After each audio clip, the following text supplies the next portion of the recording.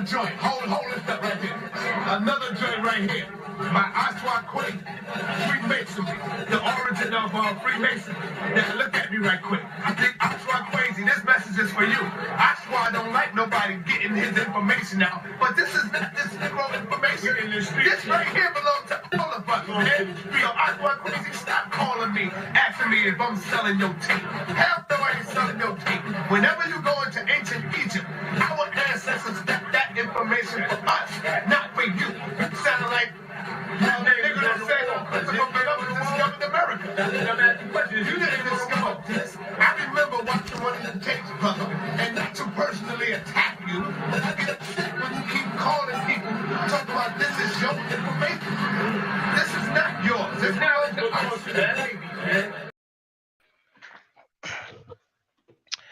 Hotep say no, and I say no to Etira and Ishak and Gaga Kemet. I hope you're doing well. The title of this live stream is Google Gaga Scholarship. Let me check the sound first of all. Sounds good, beautiful.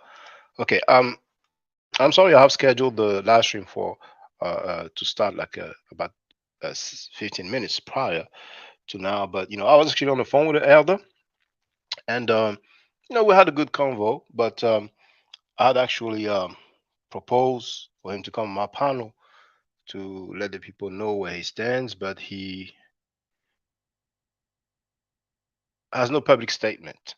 All right, so if you want to inquire or reach out, I think he will be available. He has no public statement. So I guess that's all I need to say. All right. But that being said, on social media, I saw a clip. It's an excerpt. Uh, which program was it? It's a TV series. It may be the Power Book of Canaan or something like that. I've never watched this thing. But according to the hashtags, apparently it is Power. You know what I'm saying, the follow up or something like that. And there's a sister who's at college, and her brother, she's working, she's with a dude, and then her brother comes in, and apparently her brother, and gives her money because she's struggling. She doesn't want the money, but it's like, but when he sees the dude that she's working with at the school, he goes, hey, what's up, and it's a, hey, I'm such and such. And when the guy says his name, he's like kind of an African name, Africanized name. But actually, before he asked him, he said, who's the holy Hotep? And the guy said his name, the African name, and he said it sounds like a made up name. And for the comments, the people were saying like, oh, he could see through the guy because indeed it is a made up name. But I haven't seen the series. But the thing is that the fact that in a very popular series like Power, if it is Power indeed, you have that term. Now it's not the Hotep N word like Tariq Nasheed and all these other guys, the FBA anti-African guys have been using. What I'm saying, which has faded. In all honesty. But some people still use Hotep. They'll say this is a Hotep. They don't really use the N word anymore like they used to. But now, we have the term, who's the holy Hotep, what I'm saying? And we have people who are teaching that, like Farrakhan, Louis Farrakhan, teaching that black people are marked and disfigured, that our physical appearance is the essence of ugliness. And people will label that as supreme wisdom teaching, what I'm saying? Then we have the people who deal with Kemet, such as myself, who's against the child molesters and made it clear, contrary to Jabari Osase, the Shrine of Ma'at, and all these other guys who get down like that. So we stand on truth and principles. We stand on morals, and we have information. We have real scholarship. You know what I'm saying? But the people who have real scholarship and who deal with Kemet, the Med Nature, unfortunately, you have some individuals who use the word Hotep as a negative. You understand what I'm saying? But today we're going to deal with Google Gaga scholarship. Now the title may be strange, but when I put a title, it's not for sensationalism. It's really what it is. You know what I'm saying? So we're going to go through it now. Who's in the place to be now? We have Andrew Burnett, who is in the place to be. We have Michelle Grant.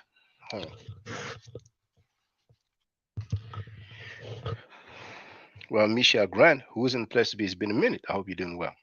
So yes, indeed. Let's get to the nitty gritty. Okay. Google Gaga scholarship, man.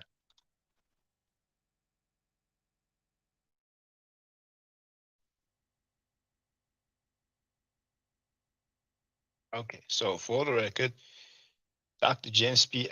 Allen, PhD. The book is Middle Egyptian, An Introduction to the Language and Culture of Hieroglyphs. That's the third edition. We're going to move straight to page 5.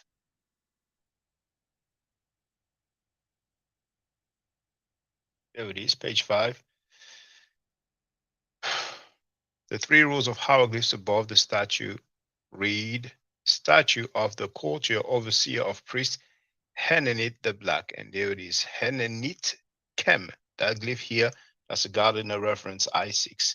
See, so this is a PhD who said it. That's not the only time somebody who's described or identified as Black, you know what I'm saying? So the English language did not even exist then, but that's a translation of word Kem.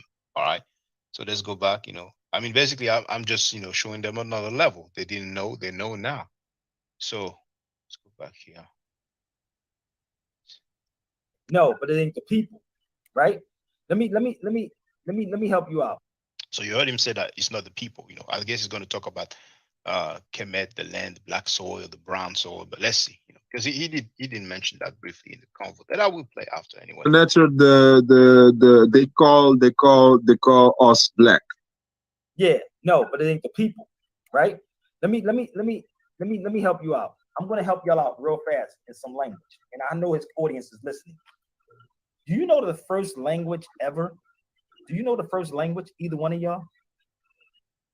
Well, brothers and sisters, brace yourself. I don't know the first language ever. Apparently, he knows it. Let's listen. Yes, baby language. Baby language, right? So baby language is a language now? All right. Okay. If it's okay. Well, it's a language. We can learn it and we can speak it, right? Sounds pseudo, but it's okay. Baby language is the first language. Is Gaga Google, like Lady Gaga, Gaga Google, baby speak. Who else speaks like that? Who else talks?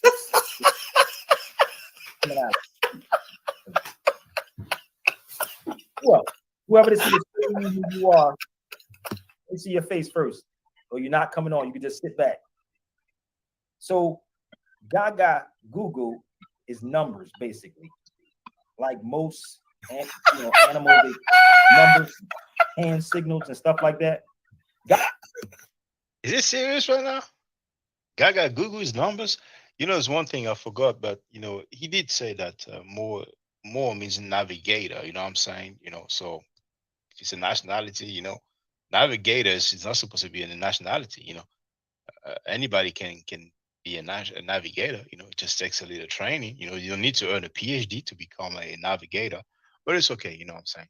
Let's listen to the first language, Gaga Google. Gaga Google, it's numbers. Babies talk to one another. They talk. They're numbers. The other they sure do. Right? They know what they communicate with each other. They be talking with each other. You notice that? They be sitting there talking to each other. You know what I mean? Like, we don't know what the hell they saying. The other language, if y'all not familiar with this, and if it's a language. How come we don't know what the hell they're saying? So it's an undeciphered language then, I guess. You can probably find it. You should look that up too. Now, don't try to steal what I'm saying because it's going to be very hard. Give me 1 second. Give me 1 second. Spelled it wrong, but give me 1 second. So this is the other language. How many of y'all ever heard of the language called Suba? Talk to me for a minute. You want to heard that? Huh? All right. So you ready for the record, man? Now I've changed the title because initially the title of this live stream was Google Gaga. He actually said Gaga Google. So let's be accurate. I've renamed it Gaga Google, man. So I didn't make that up. Not long ago, a couple of days ago, I played the clip. Actually, I'm going to let you hear it because, this, I guess I can show you better than I can tell you.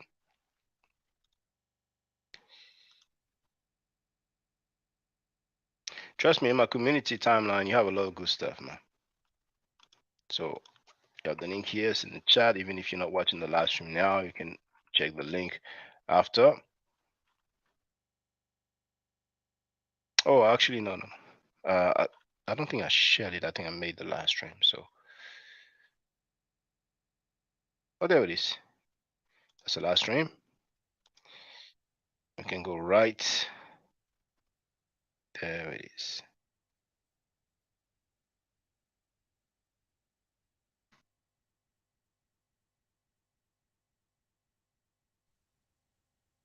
Listen to Judy, can you repeat that again, brother, please? If we're going to concert.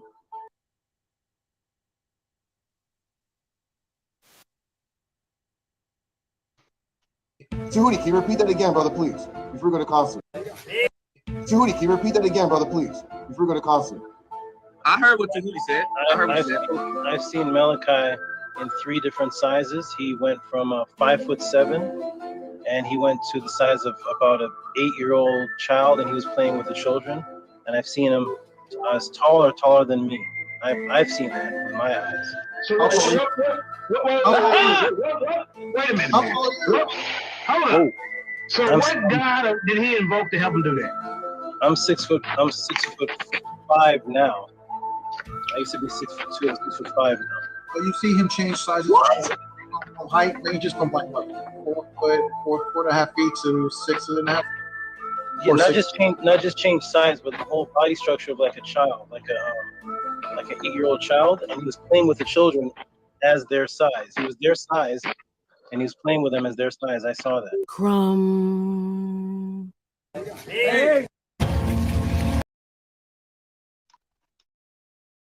So, in a short amount of time, we have claims that are extraordinary. You understand what I'm saying? Now, he said he saw it. Now, do you understand when people talk about oral tradition? That some people claim to be descendant of some individuals, some patriarchs out of the Abrahamic belief system, you know?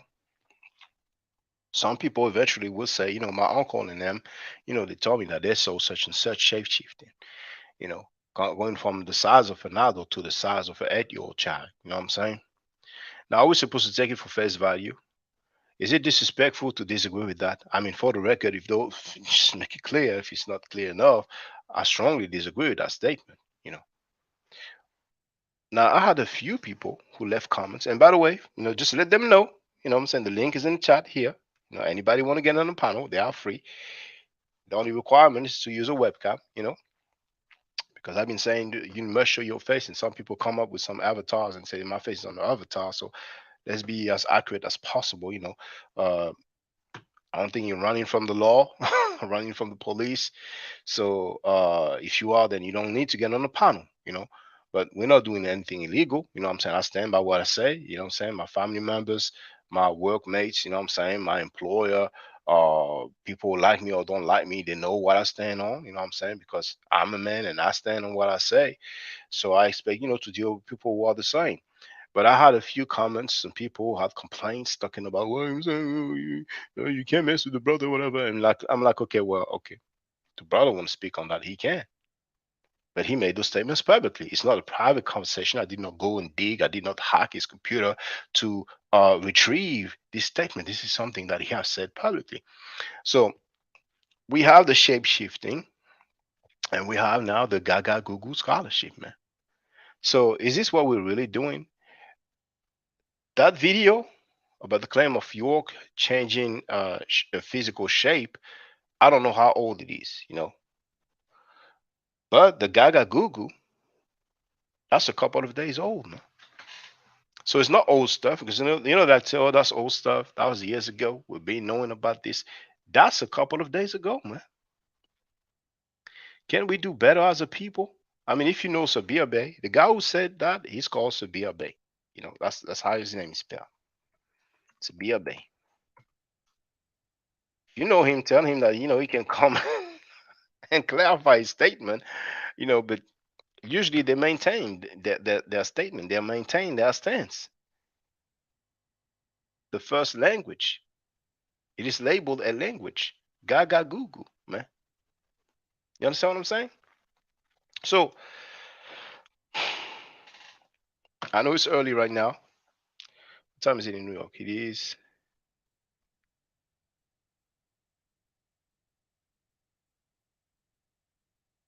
like 12:30, isn't it? Let me double check. I'm in New York. Why am I saying 12:30? 9:30. Damn, it's the morning still. Okay, but just in case, man, I'll be here for a little while, not too long. I want to hear from y'all, man. I don't know where we are going with this, man. I really don't know, man.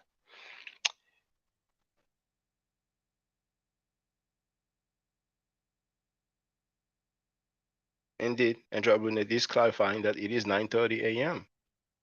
You know, I don't know if I'll go live this evening. Uh, Probably not. You know, got to spend more time with the family. But man, is this what we're doing? Gaga Google scholarship for real, man? You know, why do people make stuff up so much? And I think they were used to making stuff up, but back then we didn't have live streams. See, back then people used to teach, in whatever places they were at, and they could just freestyle their way out of stuff. But now, because it's online, it is recorded, and we have it, and it's like, you know. So we have a whole hoax about Black Moorish rulers conquering and ruling parts of Europe. Um, we have some people who are transformers claiming all different, so many different cultures. Some people, when it comes to Moor, they don't even go as far back as in the book Golden Age of the Moor, where you have the chapter by Brunson and Runoko Rashidi, and they go back to the etymology of the term Moor, and they tell us about the Latin, and the Greek, morus, moros, and so on. The funny thing is that there's around circa 600 600 CE, 600 of the Common Era. We have this archbishop and scholar who stated that the term meant black, but they go out of the way to say it doesn't mean black. But some people go even further than that. They go all the way back to Nama. The Amara squad, they were pseudo like that at one point. You know what I'm saying? Because the Moorish dude, the Moorish 5% of the Amara squad, he argued that the mayor of Namer has something to do with Moor. Man, that's how far some of them go back. As a matter of fact, now I recall that Ali Muhammad, the one who showed a fake PhD degree, the one who said that there was no civilization, there was no such thing as Kemet, that it was a civilization of Moor, and I've played that tape also. He showed the Merglyph, the HOE or plow, I think, if I'm not mistaken, it's gotten a reference U6, but I will confirm.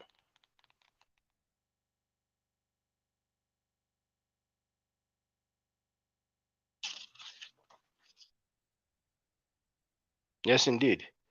The HOE. So the phonetic value of that glyph is mer, transliterated MR. You understand what I'm saying?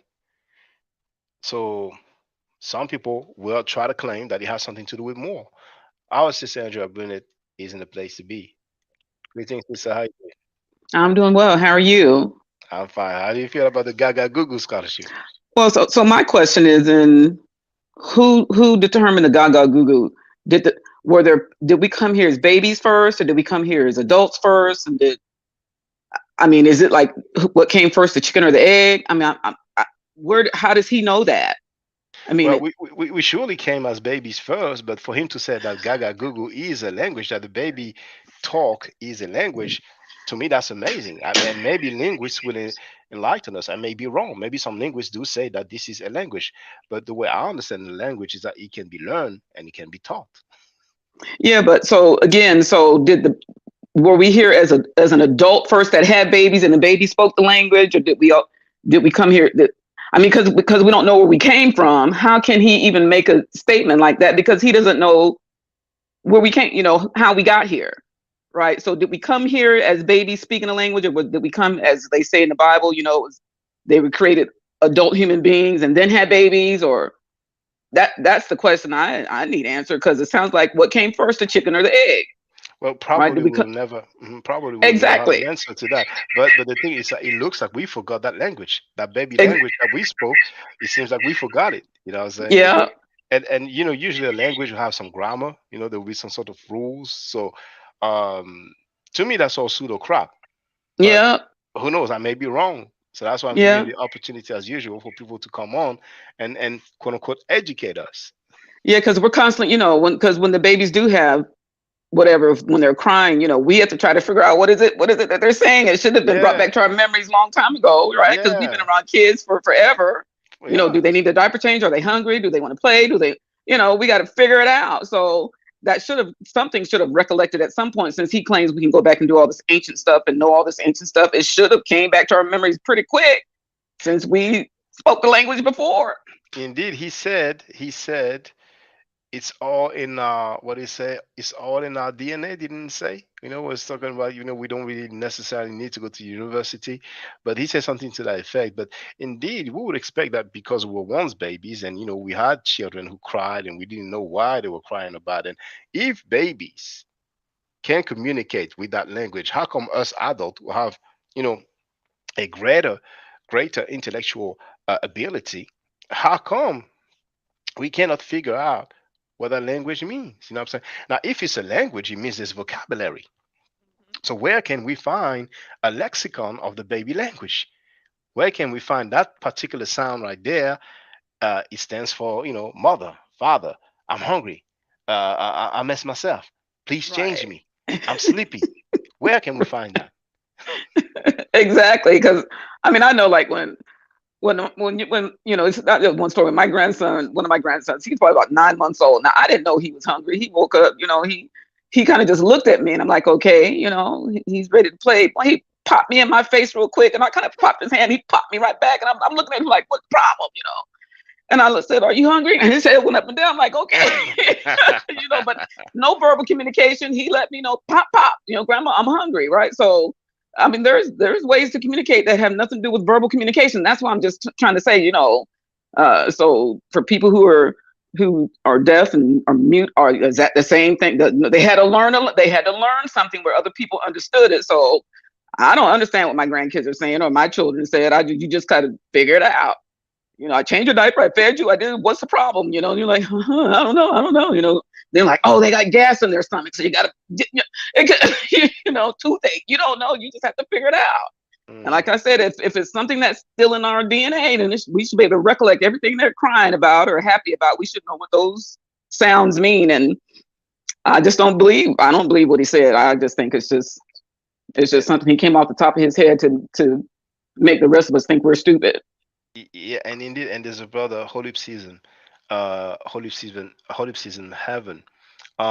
He's part of the BAI, or Black African Infrastructure Organization, and he had a show back then, back on Blog Talk Radio, but he has uploaded it on his channel. And actually, I may still find it. And it was called Pulling Knowledge Out of Your Ass. And to me, that sounds exactly what Sabir Bey did.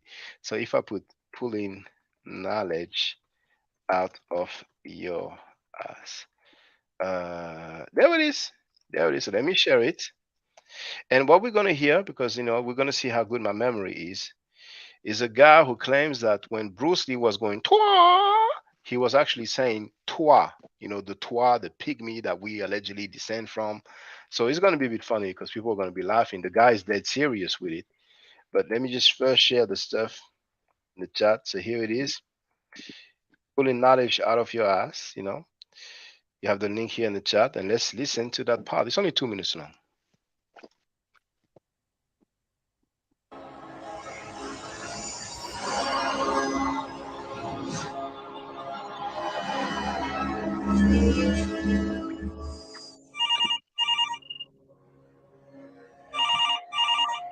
Welcome to the desert of the real.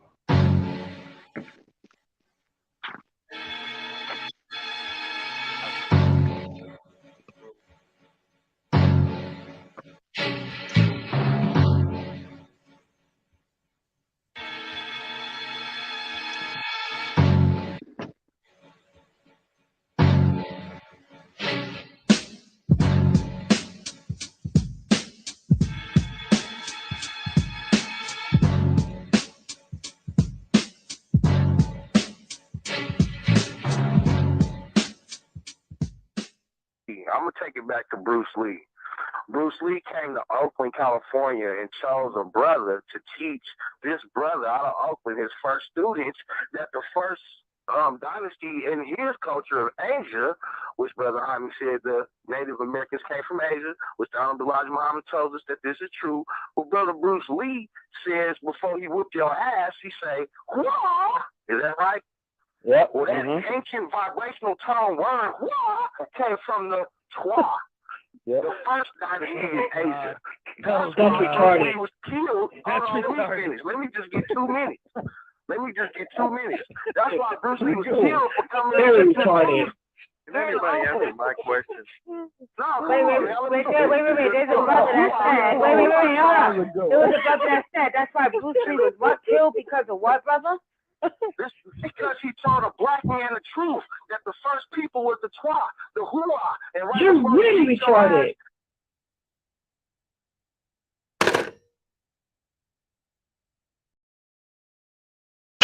So that was obviously an excerpt from the program, and I think, you know, if people go on Blog Talk Radio and look up Hotep in Heaven, they will have the whole thing, you know. But one guy called in and actually made the statement on the public platform that when Bruce Lee, as you heard, was going Hua, he was talking about the Hua. He's basically telling, and that's why he was killed also, you know what I'm saying. And sometimes, you know,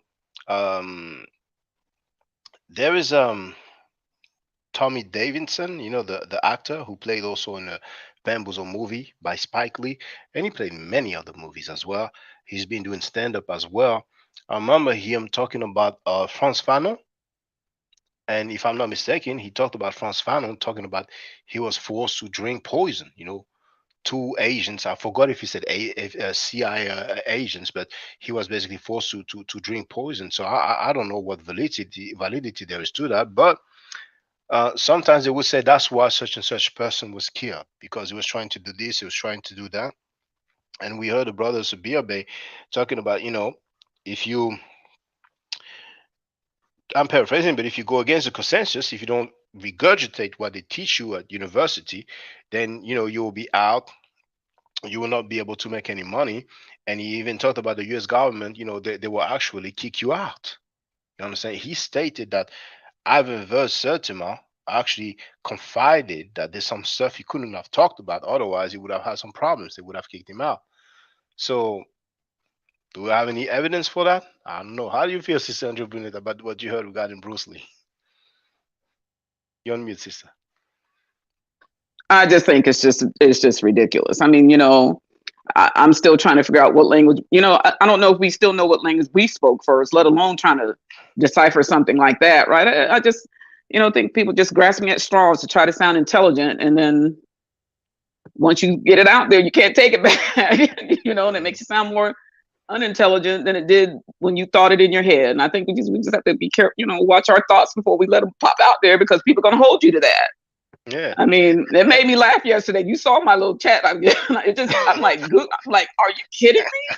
That's a language. I had no idea, because I don't recollect none of it. So anyway.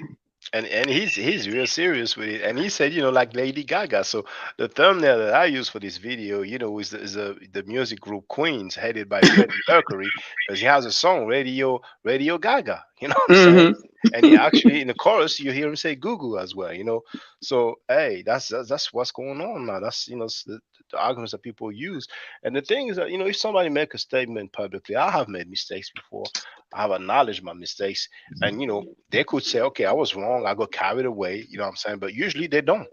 Right. They stuck their way out of the foolishness that they have actually spread publicly. But, you know, we're gonna see what's happening, you know what I'm saying? Sometimes people know how to take silent airs. They're basically gonna act like they didn't know, didn't acknowledge, had no information about them. It's really them putting themselves on Front Street. But let's say, you know, in this instance, me playing that part and expressing that it is pseudo as far as I'm concerned, it may be more convenient for him and the people who follow him to just act like they didn't heard, like they act like they didn't hear, that they don't know about this, you know. Now, right, we have the brother Cuban Crisis who's joined us. How you doing? Feel free to speak, brother. He says it all. You see, I understood your silent language. I just got home from work a little while ago, so I'm just winding down. I'm in my office, and I saw you went live, and then I couldn't resist but coming on with the Bruce Lee thing because I love Bruce Lee and love martial arts. I started doing martial arts at a young age, and when you hear those sounds, okay, like in a Japanese style, you may hear people say "us," or in Muay Thai Korean, we do as well. in Korean styles, they'll say "gyap," right? So I remember I started out in a Korean style, and most of us, we were kids, so we heard "gyap."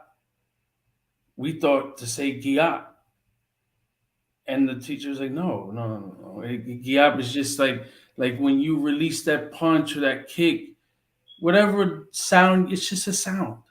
Yeah. That's it." In Muay Thai, usually people go away, away. I mean, Yeah. it's more of a cheering sound from the crowd. But also when they hit, they sometimes they go away. Senshai, for those who know him, Senshai Penchamek. You know, you can see him many times.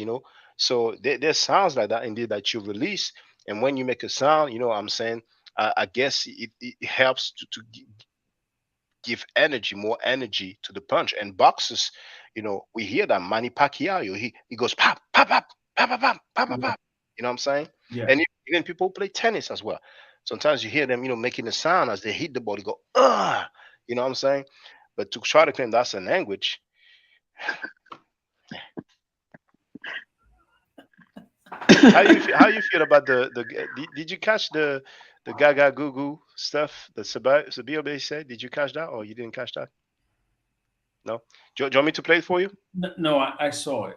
Okay. I mean, that guy is so, he has the answer for everything, and everything it's always so esoteric and secretive, and it always boils down to it's about the Moors, and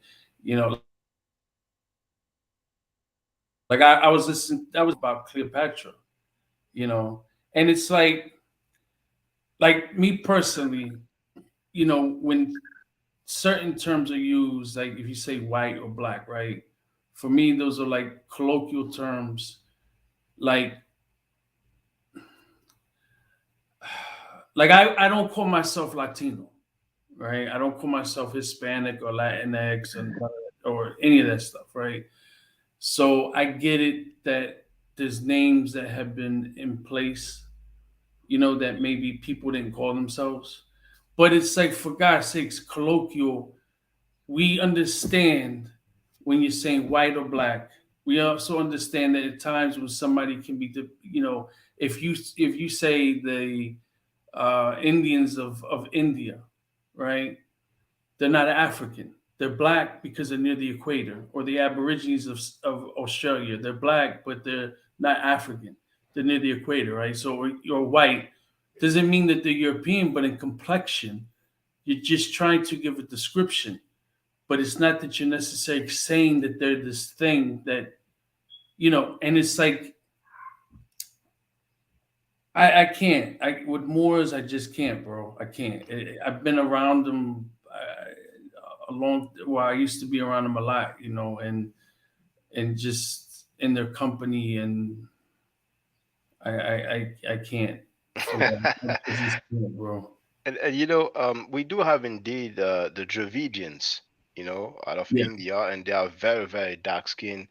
But they do usually have straight hair, and their phenotype, their features is more Caucasoid than Negroid. Yes. But in the Aboriginal people of Australia, a fair bit of them do have like broad nose and thicker lips, and some of them do also have the kinky or nappy hair. So who knows if they descend from Africa somewhere in time? Yes. But I see you have like the Cuban flag, and do you speak Spanish? Poquito. Okay. I'm a bootleg Cuban. Okay. Well, for me, it's un poco. It's, I mean, yeah, I'm But, trying to learn it. I understand it more than speaking. I get it. I get it. And like I was saying the other time, I understand that, you know, the it's not exactly the same in Latin America that it will be in Spain, but of course they won't understand it. You know, the simple example, there's a que pasa in Spain. In Latin America, there was a que paso. So it's just slight variation, and we have the same with Creole. You know, the Haitian Creole is not exactly the same as the Creole spoken in Guadeloupe or Martinique. But I wanted to ask you, because I made that statement publicly, and I hope that one day a Spanish speaker will confirm or maybe you know, say that he's not aware or he disagree. We have you, of course, the word negro. It's from that Spanish word. Some people may argue it was out of Portuguese, but you know, Portuguese and Spanish are very close, and that's what became negro in English, and then ultimately the N word. And I was telling the people That's a that fact. yeah, And the word negro comes from the Latin word necro. I, N-E-C-R-O. I'm not sure about that because necro means death. You see, Yes. so some Well, people, yeah. I But you know what? I'm Let's not, have a look if you don't mind. Let's have a look at the etymology. I'm not a So we can linguist, Ian, yeah. but to be fair, I'm not a linguist. So I I'm could not be a linguist totally either. I'm not a yeah, linguist either. Yeah. yeah. But you know what? Let's have a look. Let's deal with that so we can get some clarity because you know I may be wrong. You know, but I've heard that argument as well. That some people say we should not use that term because it comes from death. You know what I'm saying? Just like some people have stated, you know, that democracy means the rule of demon. It's not true. Demo means people. You see, That's so not true. exactly, Yeah. exactly. And actually, I think I had Farrakhan on tape saying that. You know what I'm saying? But Yes. I'm not sure if Taj Tariq Bey also said that in one of the documentary that they had. You know what I'm saying? I think he did, but that was like, damn, like 15 years ago. So you know, I may be wrong. But Mhm. for the record, for whatever Wiktionary is worth, Mhm. um, here it says, borrowed from Spanish and Portuguese negro, meaning black, from Latin nigrum, meaning shiny black, or uncertain origin, but possibly from Proto-Egyptian, I'm sorry, Proto-Indo-European neg, which means bear and night. And here we have double of noir. Now double, well, noir is a French word for black. I don't know why they have noir here. Now let's look at Etym Online here. Now Etym Online, they're saying Negro, 1550s, member of a black skin race of Africa from Spanish or Portuguese Negro, I mean Negro, which means black, from Latin Nigrum, nominative Niger, or Niger, I'm not sure how to pronounce it in Latin. Black, dark, sable, dusky, applied to the night sky, a storm, the complexion, figuratively, gloomy, unlucky, bad, wicked, according to the Van, a word of unknown etymology, according to Watkins, perhaps from Proto-Indo-European nekut, meaning night. The Latin word also was applied to the black people of Africa, but the usual terms were Aethiops and Afer. As an adjective in 1590s, used with a capital N, became general early 20th century. Example 1930 in New York Times style book in reference to U.S. citizen of African descent, but because of his perceived association with white imposed attitudes and roles, the word was ousted late 1960s in his sense by black. So apparently it comes from the Latin nigrum, not necro. But the question I wanted to ask you, and Love Mifro is in the place to be. She's from LA, so she may be familiar with Spanish. You know, I was told by a Spanish teacher who was dating a friend of mine. I mean, they actually had a daughter together. That you have the term of endearment, like you know, negrito, negrita. You know, have you ever heard of that? Even if it's not a black person. Yes. And like me personally,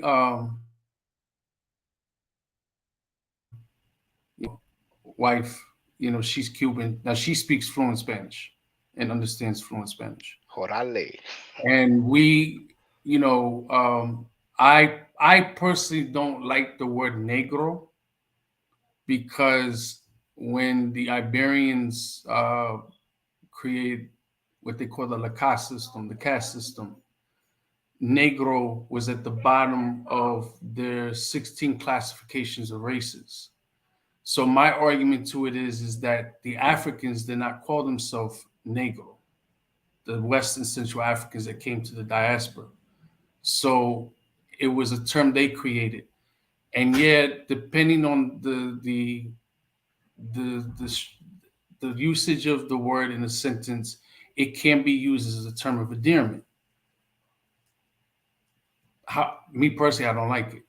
It's just like mestizo, mulatto, and even like quadroon, octoroon comes from the Lacoste system, or even blanco.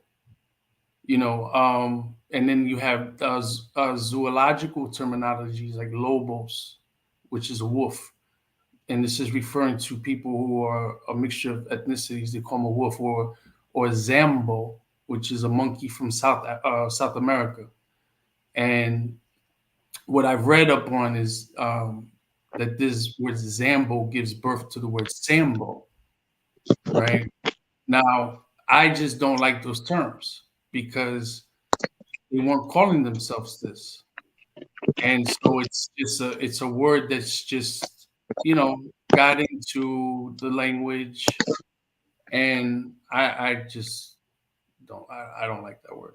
I don't use it because you can then use the word moreno or morena, which is black, right? Which is, the Moors, but that can be used, or the usage of the word African can be used. The usage of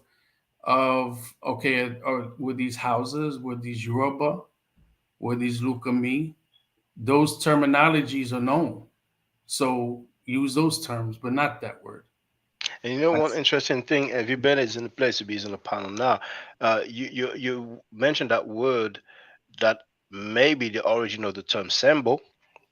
Mm-hmm. And can you repeat it as well, the Spanish term? Zambo. Zambo, because I thought about zombie.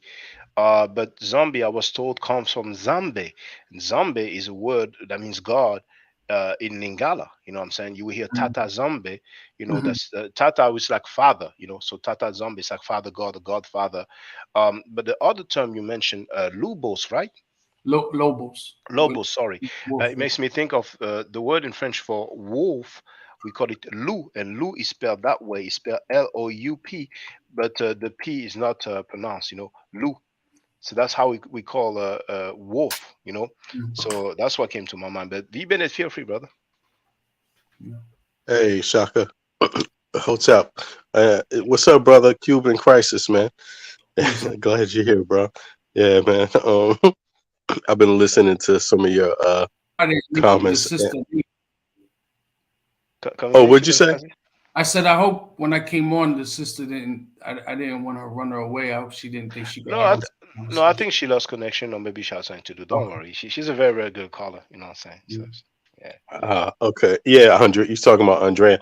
Yeah, yes. But Cuban Crisis. Yeah, I was gonna say I actually first came across you, I think on Layla's channel, right? So I just want to say I appreciated a lot of your words and things like that from over there, man. Yeah, on this N-word thing, right? Mm-hmm. I agree with Cuban Crisis, and I always, everyone, at one point in time looks at this term, right, to try to figure out, okay, where did it enter our sphere, and what's the relevance of it? Should we use it in all of these things? And as far as I could ever figure out is that it came about around the time of, enslaving Africans, period. And that's a very interesting time point, in European history and what led up to that. I mean, the enslavement of Africans was what was happening when Spanish came about on the planet, So I myself, I would suspect that terms follow feelings in politics, and when I look back into Latin, I don't even refer to Spanish as Latin. Like here in Denmark, they had the same excuse with the N-word. A lot of European countries had the same excuse with the N-word. They tried to insist that the Danes literally insisted, that we got it from the Spanish, It just means black. But it's like, okay, but you participated in the slave trade, right? And okay, you participated in the slave trade, and it's not even your word. So why do you need to keep using and insisting using the word?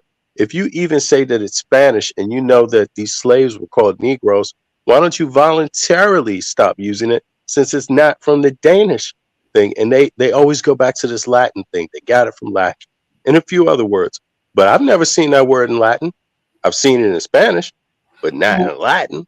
Well, Spanish is a Latin language. So like for Yeah, example, exactly. In that sense, you know, like for example, when people use the term Latino, Right. the issue with that word is that when you drop the suffix off of Latino or Latina, making it masculine or feminine, then you have the word Latin. And so when you look up Right. this Latino, it's pertaining to Italians and A what? Italians. You know, so like an Italian is a Latino, a Frenchman, a Spaniard, a Portuguese, a Greek. Oh, right. They Right. would be a Latino because that's their language. Versus if you're talking South, Central American, and Caribbean, Latin languages such as Portuguese, French, and Spanish only came there because of slavery. So the indigenous people and the Africans weren't speaking that, and they only spoke it because of slavery. Right. So, you know, it's like, you know, or Guyana, you know, or they speak English in South America and Guyana. It's the only English speaking country. So they're only speaking English, whether they're from India that came there as indentured servitudes, or you know, the Africans and even the indigenous, they're speaking English because it was a slave language. Right. And Exactly. you know, French or Dutch Suriname or French Suriname and all that. It's because of that. But people just they get And caught then up in culture check and this one out. mm. Yeah, exactly. And then check this one out. Okay, so people they insist on this. Even on myself, I know that in the Latin language, you know, Latin itself, not Spanish, just Latin, right? They have words. They have other words for these people, for Africans. They have other words clearly that they're using, right? Now, so it's kind of suspicious that that term comes about on the planet with when slavery of African seems to become a very popular thing, like you said. But then if you just flip it and say, okay, what about other words? Mulatto, right? And then you think about, okay, where does this word come from? When did this word come about? Yeah, Right? it's And interesting to bring that up, and I'm going to cut you off. Go yeah, ahead. I'll wait till you're no, done. I apologize. but It it's comes from ironic. mule. It comes from mule. It was basically the mixing of animals, But and like a check donkey right, and a horse Well, or and something then like check that. this out. that's what You it can means. examine the word. You can examine the N word through the word mulat also, even more in another way. Because if you think about what they mean when they say mule, it's so crazy. You know, you have the donkey, who's the burden, the beast of burden. The donkey's tough. You don't have to take care of the donkey. The donkey will survive on its own in the harshest of environments, but it's unwilling to cooperate. It's not known for cooperating. So what do? They breed it with a horse and make it a beast that's able to cooperate, right? But it's not the horse. It's not the horse at all, right? So you can see in this, and then they take that term and they apply it to people.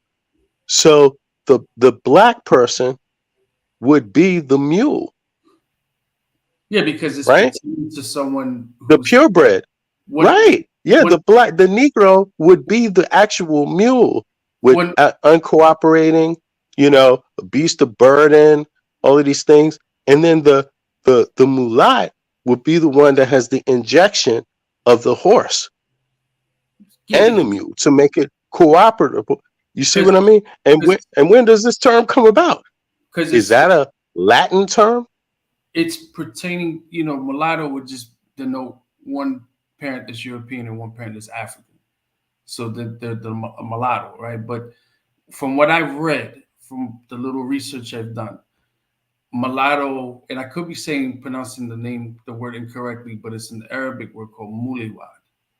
And this Arabic word means mule, horse, Arab, but not Arab by blood, young boy, individual is black and white. And from what I've come across, this is where this word comes from.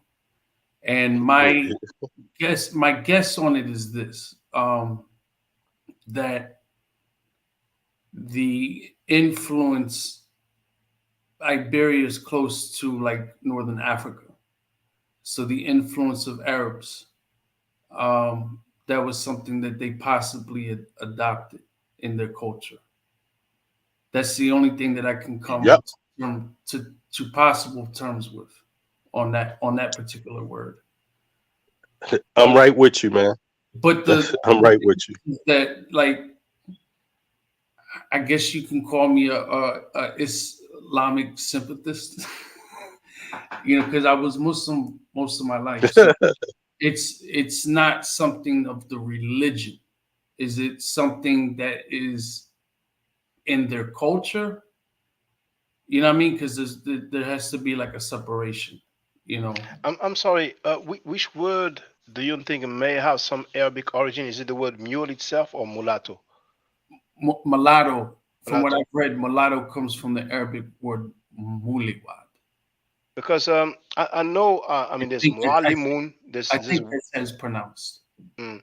Well, we'll have to look it up. I haven't heard that before, but I mean, the word sugar, you know what I'm saying, sucaro, I mean, we can double check, but I think it has some Arabic origin. Actually, there's many words that we use that comes from Arabic. If I put sugar, it's an injection. Mule is an injection. I don't know if I agree with your wording, but I agree with the idea that it's an injection from the Arabic, language, what was being used in the Iberian Peninsula, which follows the caliphates into the Iberian Peninsula also, with at that time. That's why I say the timing of it with these words, it's like, I think that in itself says a lot about what if we should be using them at all, just the timing alone. But then going back to the fact that you always, in terms of identity, it's always one thing is what people call you. That's literally part of the identity thing now, but the most important aspect of it is always at least 51% will always be, what does another group call themselves? And with this N-word thing and this mule thing, and a lot of these terms, it's never been terms that Africans call themselves. African, maybe, but N-word and mule, those are never terms. Nobody of African descent ever raised their hand and took a vote and said, yeah, call us this. This is where we are. This is who he is, It's like, what about more? Is it something that we call ourselves? Is it something that African people call ourselves? I really believe that term was a term, because that term can pertain to a European that's a Muslim. So yes, and we see that in Golden Age of the Moor. Yeah, so it's not just pertaining to people of West African descent. So I really think what it was just a term that Europeans used, and Europeans just, again, label somebody or labeled a group. These are Moors. Like Sarah said at one point to describe, Muslims. But you said you've been a Muslim. Like, I was. Yeah, you've been a Muslim. I was for a long time. You used to be. Yeah. Was it like Orthodox Muslim, or was it some sort of? Orthodox? I took Shahada, and I was under the dawah of the Salafiyya. Salafi. Okay. So, were you part of the Zulu Nation? Yes. And I was told that Sabir Bey used to be, and he still is. Have you ever heard that? I've met Sabir. Sabir's come when when I was in it, the mandatory meetings are called the universal meetings. So when you see like the National Black Theater, that was ultimately where the universals in the 90s, when Zulu was kicked out of Bronx River. The meetings were in Bronx River, and then it went to the National Black Theater, and in Harlem. Yeah, Bam actually paid for that space. You know, he did. And majority of the time he straight out came out his pocket for that. There was donations that would be asked, you know, to go towards it, but he ultimately would pay for that. And now I don't know, he could have been a card. I believe he was a card carrying member. Like we had IDs. Matter of fact, I have my ID in my drawer.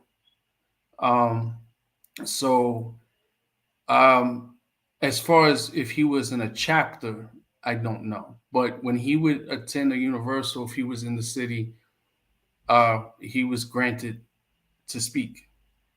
So he spoke Moorish teachings. And there was other individual, I forget the guy's name. I'm sure you've probably seen this guy. He's an older guy. Tariq Bey? The one who used to have an afro? No, not him. But what's interesting is on Wednesdays, the non-Temple Moors, because Sabi is a non-Temple Moor. Tariq Bey is a non-Temple Moor.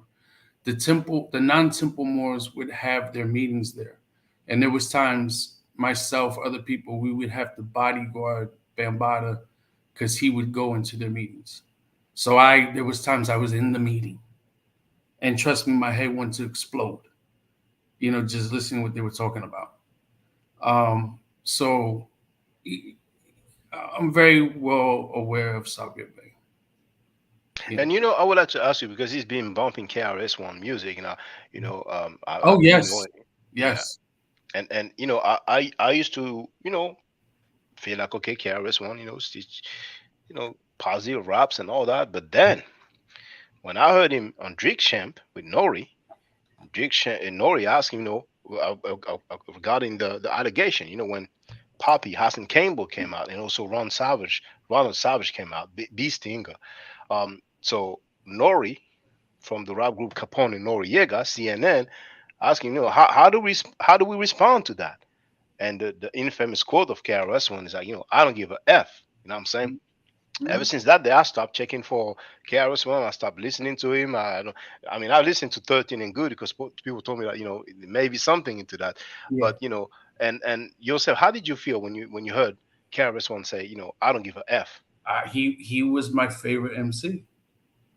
And the moment that I heard, the first time I heard him say what he said was there's a video where he's like on a stoop.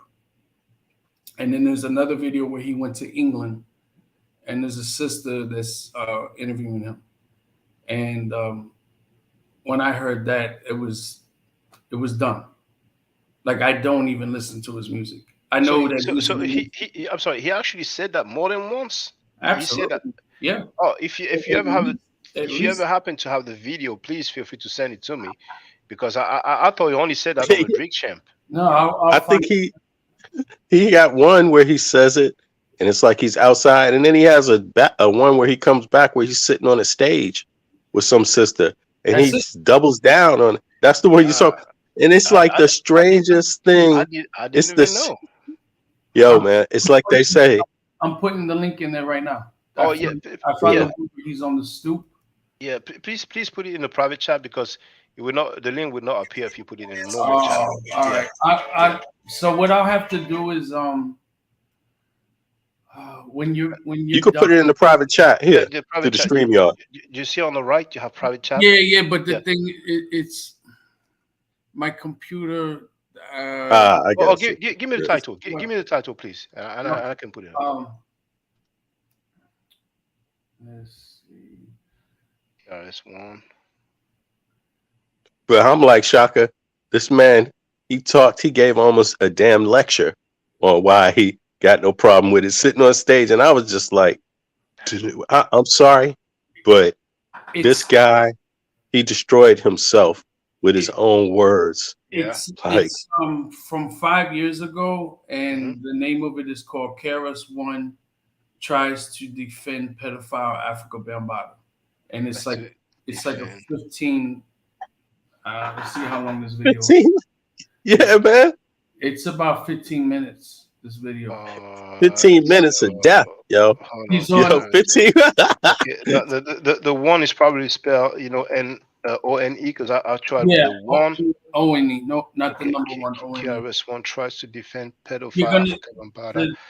the thumbnail is him on a stoop holding a book and his hands out. He's like in a blue jacket. And in that same video is him in England with the sister on stage. Hold on, I must have missed about something because I tapped that. The guy, the person's name. I don't. Oh yeah. What's the channel name?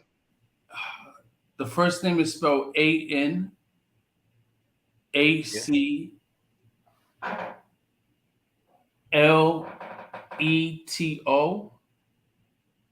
and last name is Perez, PEREZ. Okay, so I don't. Aclito Perez. It doesn't show. What's going on? Okay. Now, the way I spelled it here on the screen. Is it the right way? KRS-One tries to defend pedophile Afrika Bambaataa. Yeah. How come it doesn't show then? You know what? Let me try something real quick here. Attempts to clarify his remarks. I should be. When he said this, all I could think in my mind is like, oh, there, I found it. Okay. Yeah, it's because I found it. Let's have a look together if you don't mind, because it's news to me. It's news to me because So let me just actually, I'm going to put the link. Oh, there's tons of videos. There are tons of videos with different individuals that, like, from things like, oh, everybody knew or I knew to. Yeah, but KRS-One is different. He's the teacher, temple of hip hop. You know what I'm saying? yeah, he got his own temple. You must learn. You must learn. You know what I'm saying? So no, let's learn with the teacher. He might be a priest. You never know. It's like, an imam. Who knows? A lot of people felt that I was insensitive, that my remarks, like I said, I could care less. I don't care, and I really don't. Like, what is it you don't care? You don't care about the victim's statement, or you don't care about the narrative that's followed? Let me go deep into it then. There is a professional statement that I can make that's sincere. And that's the statement that I actually made. Afrika Bambaataa has to deal with Afrika Bambaataa. The accusations made against him are made against him. They're not made against hip hop. On top of that, nothing that Afrika Bambaataa did within and for hip hop is to be taken away from him because of these accusations. Now, many people felt that was insensitive. They said, what I should, I guess, join the bandwagon of people that was incriminating Afrika Bambaataa. My issue is that, first of all, we're talking about accusations. That's what we're talking about. Afrika Bambaataa himself says, they're all liars, and this is not the truth. This is not the case. He vehemently disagrees with. I want to say, for the record, I haven't seen all Afrika Bambaataa's videos, but I did see one when he spoke on the accusation, and it was kind of labeled like the first time he publicly spoke about the allegation. And I recall him saying, why are they coming up now? I don't recall him saying they are all liars, but I haven't seen all his videos. I'm just saying for the record. So let's continue. Oh, I got something for that. All right. Well, feel free to share it after that. They're ready to start suing people. Bam is against this. The other four people, though, they came forward. Nah, this is real. This is true. Right. Now we're sitting here with no evidence, no conviction, nothing but accusations. Right. But one of the things that we have, that's funny, but he's defending his bread. No evidence. I don't know, my man. How are you gonna have evidence when he's accused of molesting those guys? Yo, dude, they were children, And Exactly. it's so long ago. How are we gonna have physical evidence? You know what I'm saying? Now Exactly. there was a book with some pictures, you know what I'm saying? But what's for sure, there was a case now. It's not like a penal, it's civil, but there is a case now. There is a John Doe. There may be somebody else, but let's say there was a John Doe at this stage. So let's continue. To bear in mind is that I know that you're saying that these allegations are against the individual, not against the culture. Right. But it's the culture. Oh, and by the way, I heard that in probably the DR, but outside of America, there was a situation. You know what I'm saying? I heard that, right? I don't know if there was an arrest for sure. I also heard that he was stabbed. So if he was stabbed, maybe nobody went to the authorities, you know what I'm saying? But I heard he was in a hospital. So at least if he was in a hospital, there should He be was some in the record. hospital. I know that for a fact. April 1st, 2013, Jacoby Hospital. He was in There the it is. hospital because him and Ahmed Henderson got stabbed. That is a fact. Oh, him and another person got stabbed. The second founder of Zulu Nation, Ahmed Henderson, they were, Ahmed was in the kitchen, Bam is in the living room, and this is the thing about somebody waking up and finding Afrika Bambaataa doing something strange to him. And then He's like, what? He got stabbed, and Ahmed got stabbed, and I saw both of them the following Wednesday at the Universal. It was not talked about, and Ahmed was in an arm sling because he got stabbed in his arm. Bam got stabbed, but it was not something life-threatening. So now, when you look up Ahmed Henderson, when he made a press release, he states that Bambaataa had chest pains. Okay. But I know, I can't even count how many people I know that was at Jacoby Hospital in the Bronx. He was stabbed. And apparently we haven't heard from the guy who stabbed him again. So we don't know if, he found himself in the Atlantic Ocean. Now, that's the $1 million question. I have no clue who this person is. I've always wanted to know. I still want to know. The only thing I know is whoever he is possibly goes by the name Giovanni. That's all I know. So, so it's a thing of I do know that it was stated, if anybody knew who this was, like not to do anything to him. That I know for a fact. And I also heard that he got knocked out by somebody because he tried to do something strange to him. The dude knocked him out. But have you ever heard about him being arrested or having some sort of situation abroad, overseas? I heard of something that happened in Brazil. I don't know if that's 100% facts. I do know of a lady, I believe she's Jamaican. She lives in England. And she is basically a pioneer out there. She was a B-girl. And that there was a B-boy named Sippo who began to abuse drugs and was very isolated. And when they had their hip hop community out there, it was kind of like everybody dealt with each other, knew everybody. And from what she told me was that Sippo was in the train station on the platform and did a backflip into the train coming and killed himself. And it said that he got addicted to drugs and committed suicide because he was a victim. You know what? That is the power dynamics in this, man. And that is what's so troubling about KRS's own response right here on this stage. Like, it's almost like he's not even concerned about, like he doesn't even realize power dynamics exist, and that if you actually are a victim and a person like this, of even a person of KRS's stature, Afrika Bambaataa, KRS, any of them, you coming out alone is going to be very, very difficult, because possibly it's so many people that won't believe you, or won't, because everybody want to be down with the star. People treat the victims almost like the victims' lives don't matter at all, man. And when I see KRS, a grown ass man, right here. I mean, his body language just it looks so bizarre to me. Like, what does he so worried about? Why does he get? I mean, even if he respect Bambaataa for his music, right, or doing anything for hip hop, I still don't get why this is bothering him so much. He seems extremely bothered.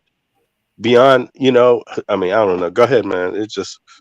Yeah, I know what you mean. But, hey, they said that he was a victim. He's huffing and puffing. Look, KRS huffing and puffing on stage, like eyes balling out his head. It's like, what is this, man? I don't know if it's a fact. You know what I mean? Like, I don't know if it's a fact he was a victim, but there is. Who said he was a victim? Who said that KRS-One was a victim? OG Half Pint. He was is he still alive? He was a Black Spade, and there's a video where he talks about it. Oh, would you have the link to that video? You know what? I would type. Let me see. Is it OG Half Pint like the stuff that Half you drink? pint? Yeah, like a drink. Yeah, but you know what?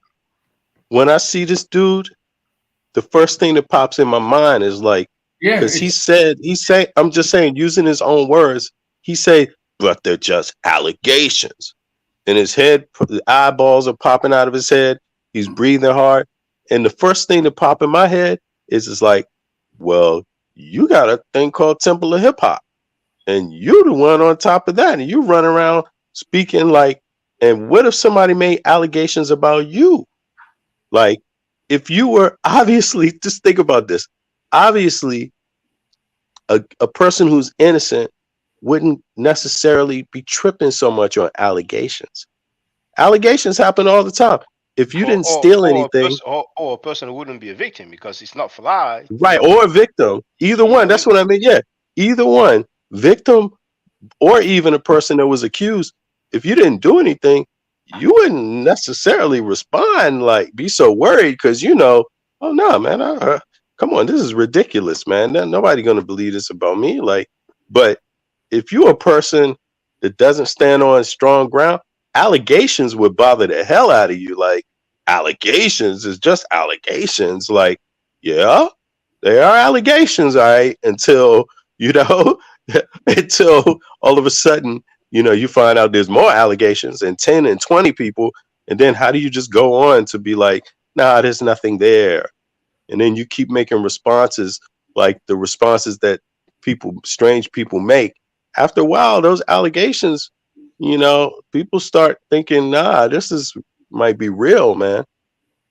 So there's I don't know. Two videos. One is 33 minutes and 24 seconds. The other one is 2 minutes and 27 seconds.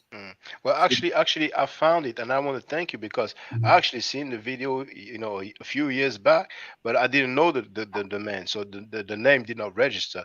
But what we can do is just have a look at what he said. So first, they're showing you the article on Hip Hop DX. So that's dated 2016. That's like 7 years ago. You know what I'm saying? And it's surprising that the KRS scandal is that old. And when I say scandal, I mean when Hassan Campbell came out. You know what I'm saying? Because the more you listen to these guys from the Bronx in New York, the more they say, well, everybody knew the rumors. I mean, we have the Furious Five, Melly Mel, who has an interview on Vlad TV, and everybody knew about the rumors. One or other guy from the Furious Five, is it Raheem, who said that he saw Bam, gathering some equipment, and those guys, slapping his bum, touching his bum, and Bam was like, stop, and he went like this, like doing the soft feminine voice. I played it anyway, but let's hear to what OG Half Pint had to say. Diamonds TV currently available to enter with thousands. So I go to the bathroom. About 4 seconds later, this nigga comes in. I gotta go to the bathroom. I said, I got. Look at the clip. And I said, I got. Bam! I gotta go to the bathroom. So I go to the bathroom. About 4 seconds later, this nigga comes in the bathroom. Don't Half Pint. I gotta get something out the bathroom. You know what I'm saying? Comes in the bathroom, look at the medicine cabinet, don't find it. But then I'm peeing already. This nigga whips he said, oh, I gotta pee, whips his dick out and pee. And I'm looking at his dick and he's looking at my dick. and I'm 12 years old. Don't get me wrong. So, you know what I'm saying? I know this ain't normal because all the men and even the women, you know, when you teach a child how to pee, men, you know, we stand behind them. And you know, when he's young, you teach him whether he in a potty, you teach him how to shake it, but you're standing behind him. You know what I'm saying? So, you know what I'm saying? And I'm 12 years old. And matter of fact, you know, see, I think another reason why, like, I'm a wild 12. I'm runaway 12. So when he did that shit, my body tensed up. You know what I'm saying? It tensed up. And you know, him being a professional pedophile, he sensed this. He sees this. Directing his anger toward KRS-One, he made bold allegations about his relationship with Bambaataa in the clip. KRS-One, you stupid motherfucker. Yo, I'm telling you something. Chris, I know Bam sucked your dick. I know it's no way that you sit there and you try to like, I ain't got nothing to do with that. You a man. You don't have nothing to do with another man touching little kids. So that means you will have no problem with Bam sucking the little boys off in your family and putting his finger in their ass. That's you, KRS-One. You's a fucking man. You don't have nothing to do with another man touching little kids. So that means you will have no problem with Bam sucking the little boys off in your family and putting his finger in their ass. That's you, KRS-One. You's a fucking dickhead. Does this further hurt the reputation of both Bambaataa and KRS-One? All right, we heard it for the record, you know what I'm saying?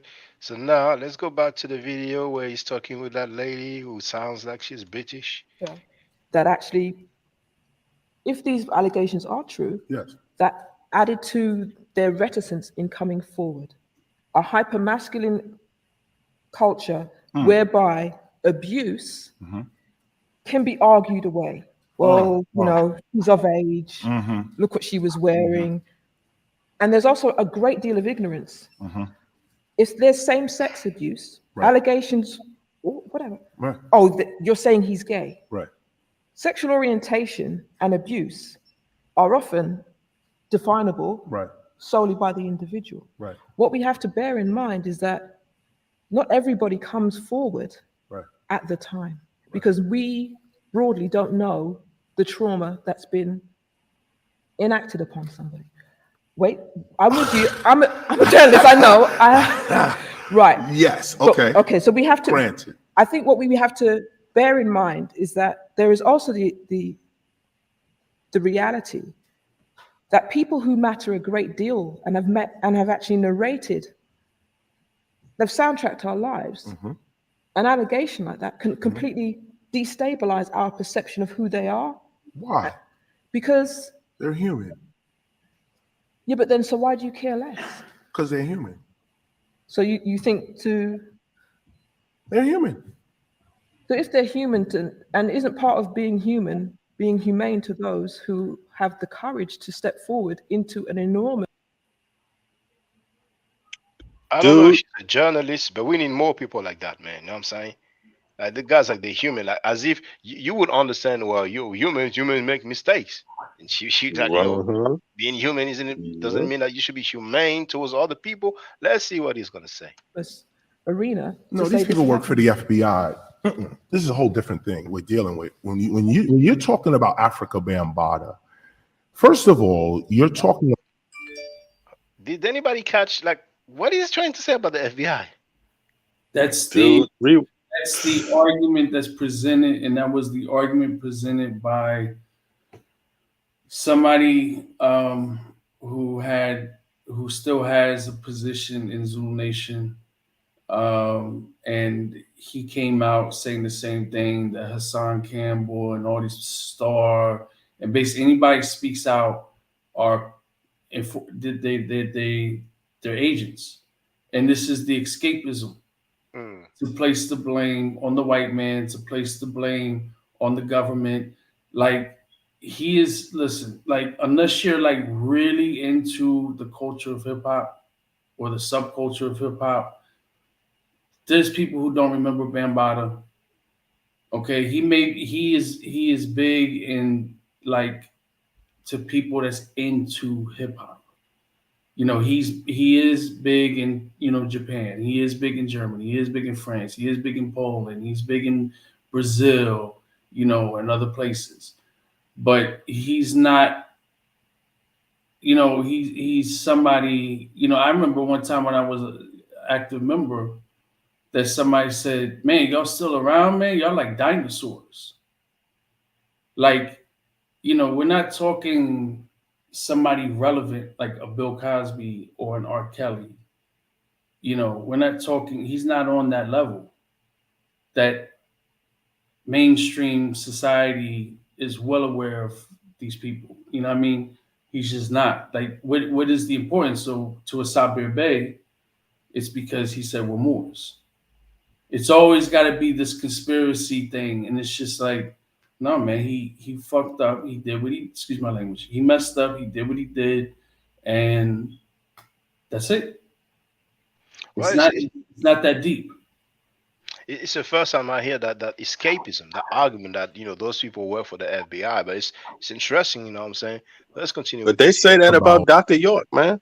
They say that about a lot of kooky weirdness, man. In our community, that's always the thing, like to deflect, like, you know, it's almost like a form of gaslighting, you know, like, because it works on us because, of course, you know, we're victims of the system and all of that. And so, you know, when somebody says that, it's like, yeah, you must be an agent or you must, it's like, nah, man, these people are getting away with things. Look, I mean, it's like the pot calling the kettle black in a way, you know, because just think about all the people that have used that excuse and then look at their own words, how it's like a crutch. If you can't get it right or you do something bad, it's the white man. If you do something horrible, it's the FBI.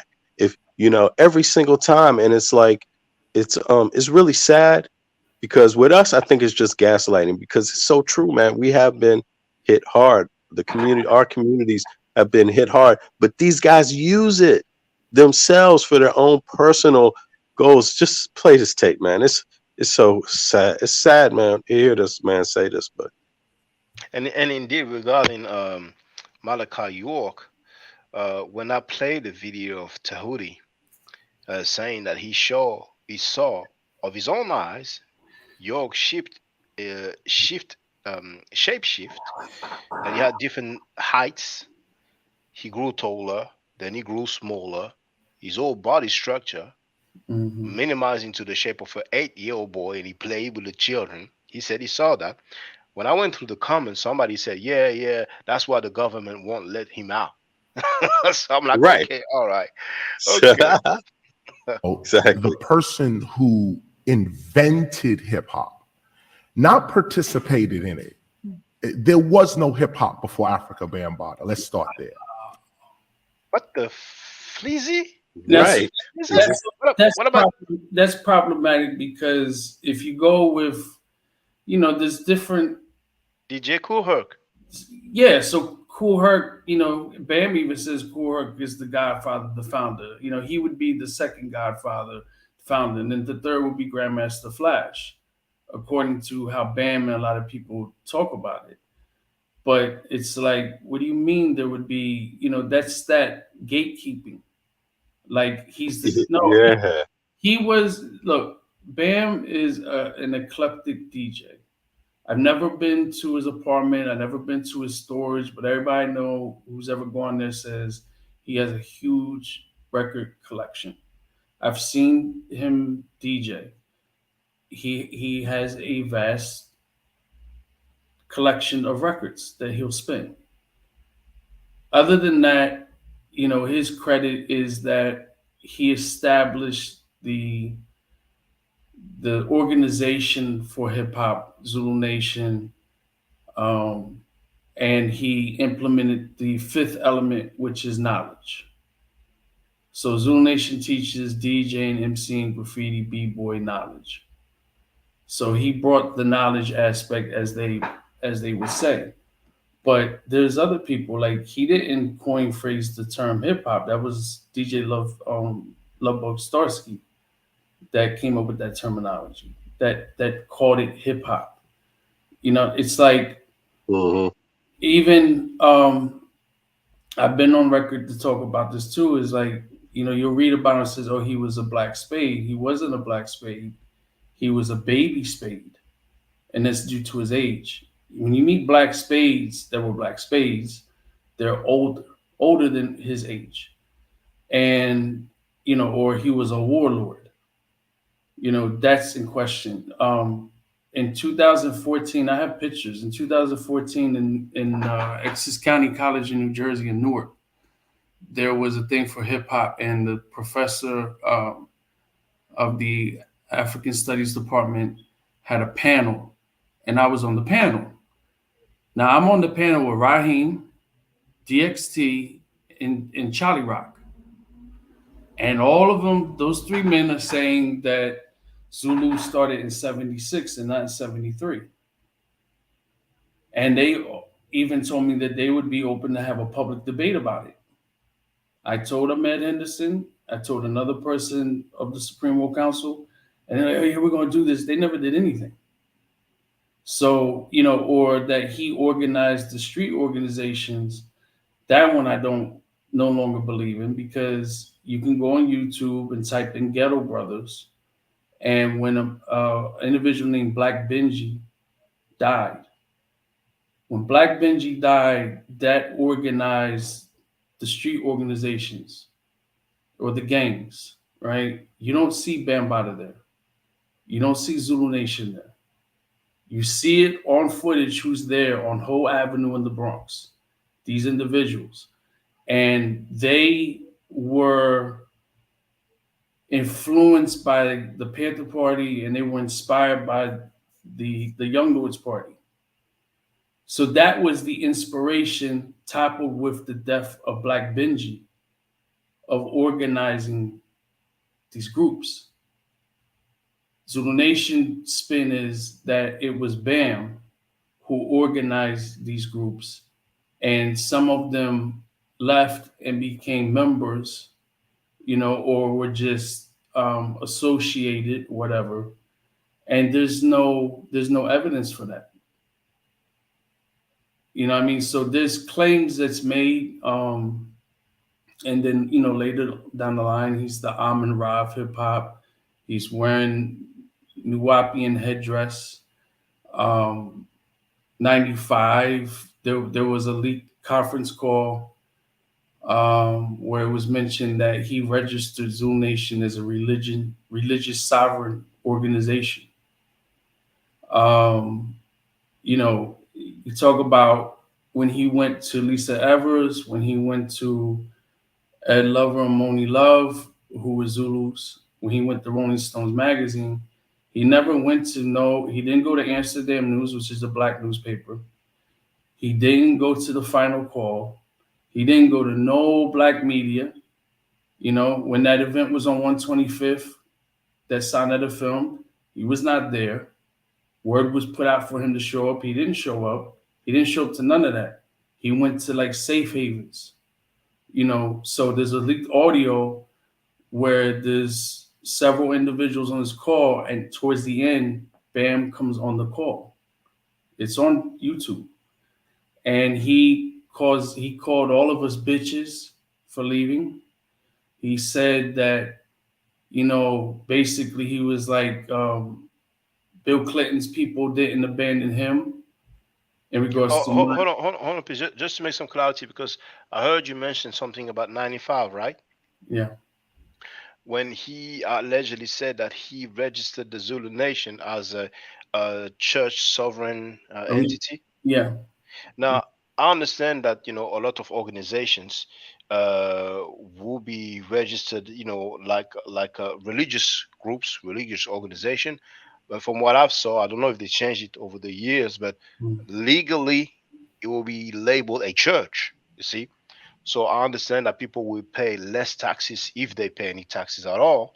But to register an organization as a sovereign organization, I'm not sure about that. What I'm saying? I'm not a lawyer, but if you're sovereign, why would you need to register? But now you're talking about something else that I heard about. I heard there was a conference call. So right now we passed 95, right? That's when the scandal happened, right? The allegation, right? Is that correct? No, not 95. So that was like 6-7 years ago is when all Yeah. this came out. Okay. So yeah. So please continue. So I recall hearing a little bit. But maybe I didn't have the full clip because I don't remember him, labeling people the B word. Oh but yeah, please continue. yeah. So like after all this has come out and everything, for me and reflecting back on things, it makes sense. Like, for example, I was always taught that Zulu Nation is a religious as well as a non-religious organization, political as well as a non-political. And what I was told that meant was if you choose to be religious, if you want to be a Catholic, if you want to be a Rasta, if you want to be a Muslim, if you want to be this or that, you can join. If you choose not to, you can join. If you want to be a Democrat, a communist, you can join. If you could join. It was open in that sense. But it makes sense because when I actually met him, which was about 96, 97, I knew that he dealt with York's teachings, but he also took a little bit of this and a little bit of that. So a little bit of Nation, a little bit of the 5%ers, a little bit of the Moors, but his overall thing was York, and that was what he pushed. Whenever there was nothing profound that he ever spoke about. There was no dissertation, there was no lecture, there was nothing like, man, I got to take notes, like, or he's. It was very like, oh, this, you don't believe there's subterranean being reptilians, you don't believe in spaceships, you don't believe in aliens, like he would just regurgitate York's teachings, and that's what it was with him. And at one point in the late 90s, there were, I'll speak for New York and New Jersey, there were people, now mind you, we're teenagers at this point. We're like 15, 18, there were people that were going towards what he was into. Eventually a lot of people stopped coming to the meetings because they got tired of hearing him talk about it. And I was one of them. So there was a point in time that nobody was even really showing up for meetings. And at this point I was in Jersey and we didn't attend the Universals. There was like once or twice I showed up and there was like they were in the hallway. Okay. They weren't even in a room. They were literally in a hallway. And there might have been maybe 8 people there. And it was also due to some other things. There was a brother that was killed in front of the National Black Theater. That kind of rubbed some people the wrong way because it wasn't handled. He was just a victim of being shot. And it was unfortunate because he was an NYU student. He wasn't into no street stuff and he was killed by blood. And that rubbed people the wrong way. Like I said, it wasn't handled. And people got tired of grown men that were bullies, that were misusing their position, trying to sun people and stuff like that. People got tired of that. And eventually this change occurs. And a lot of us then started attending because we're like, what's this change? And it seemed like, and I believed in it. It seemed like it was for the betterment. It seemed like, okay, this is going to go good. But there was still just issues that, and I would address it that I felt that was swept beneath the rug. And that's not how an organization handles business. Organization business, it has to be addressed. It can't just be, oh, that was then, this is now. But yeah, but there's been people that had money taken from them. There's been people, they didn't like how they were spoken to. There's been people that got hands laid on them. There's been people that just, they don't like that. And a simple apology would be nice, or a simple, this person can no longer have this position. Maybe they need to be kicked out. But it makes sense why there was people that kicked out, because either partook. Now, I don't know if they partook in what he was doing for a fact. Certain people, I can't say that some of them were. all right, that some of them were victims themselves or as grown men consensual in sexual relations with him. But it makes sense because it was like one hand washes the other. Like this guy may not deal with that, but he might deal with some other stuff that's illegal. I know what you do, you know what I do, but we're going to be quiet about it. That definitely was sounds like a HOK. But actually, I want to ask you a question now.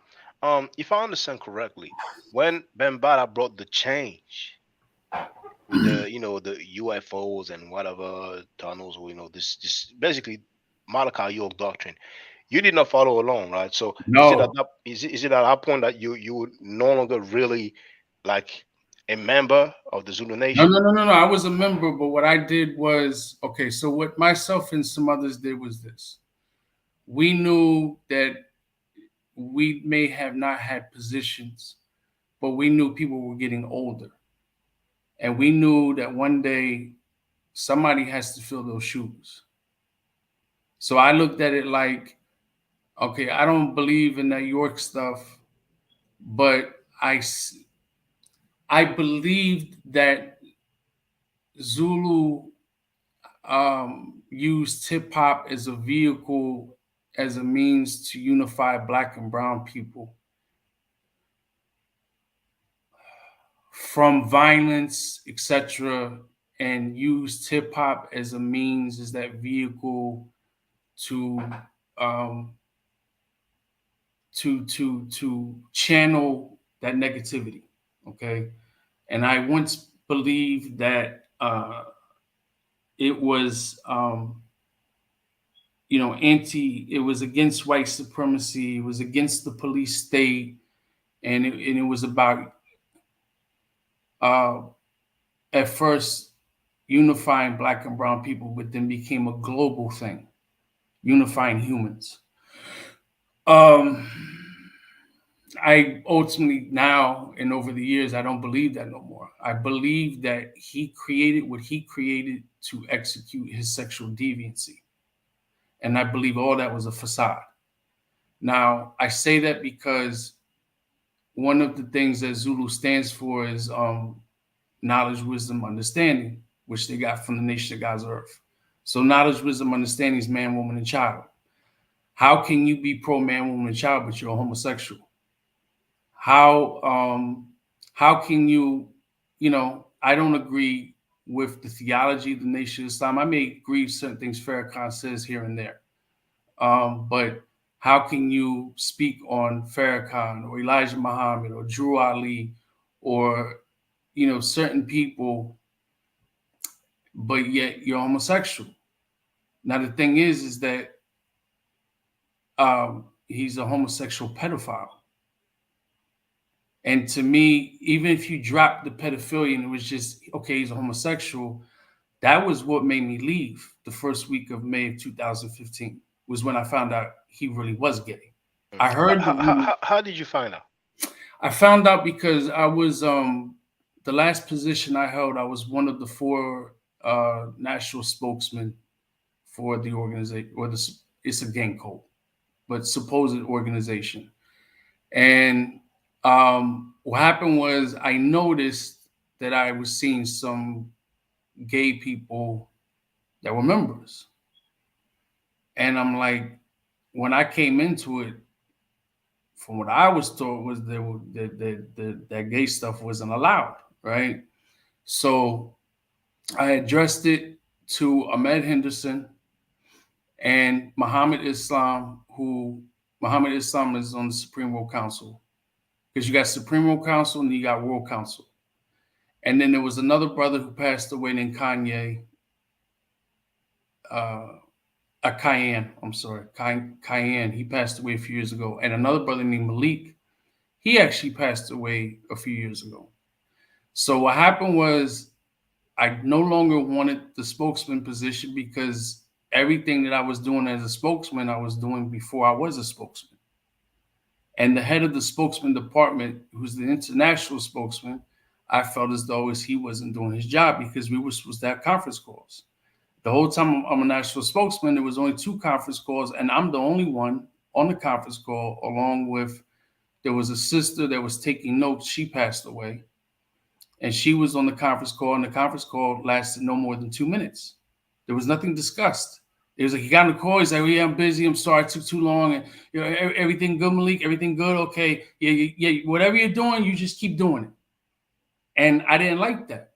So, and I'm not one to be like, oh man, you know what? I'm going to step over him and I'm going to become the international spokesman. Like I wasn't even thinking. I'm just like, I don't like this. So at that Universal, a lot of other weird stuff happened prior to this conversation, by the way. So like what? Like what?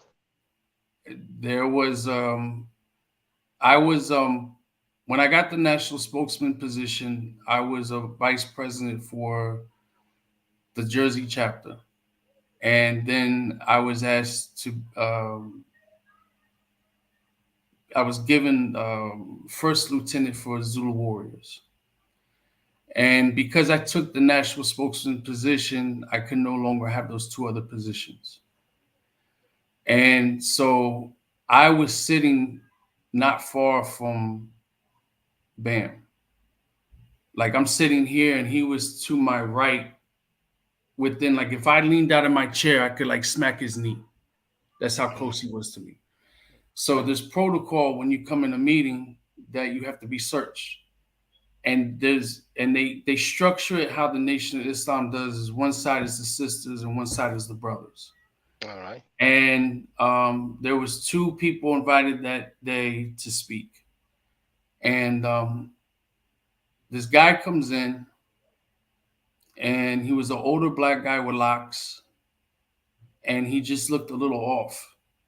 And he came in and he cut in front of the presenters and walked to the other side of the room where the sisters were and walked all the way around and went to the back windows on the second floor of the Black Theater.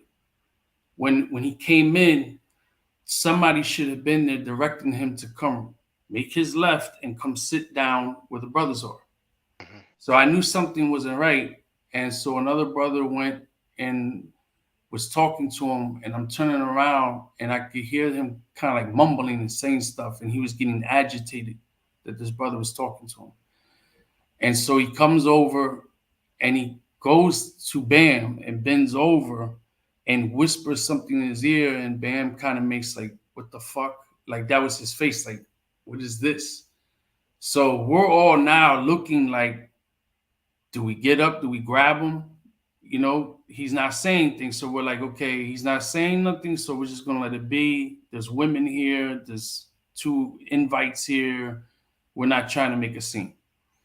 And the guy asked for a pen and a piece of paper, and he wrote something down and gave it to him. And then Muhammad Islam comes in. Right before he comes in, a bunch of us stood up and we're now kind of like surrounding him. So Muhammad Islam comes in, he's like, everybody have a seat, and they walk him out. And the brother who confronted him told me after the meeting that they found a knife on him. To this day, I don't know what that was about. And it was very weird. So fast forward after the meeting, I go up to them and I said, listen, I don't want the position no more. But I said, before we get to that topic, I want to know what's up with gay people here. What's that about? Malik is standing to my right and he places his left hand on my right shoulder and he grips it. And he goes, brother, you'd be surprised who's gay.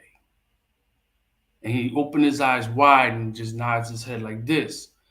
I looked at Muhammad, I looked at Ahmed, and they had this like shut the fuck up face. Mm-hmm.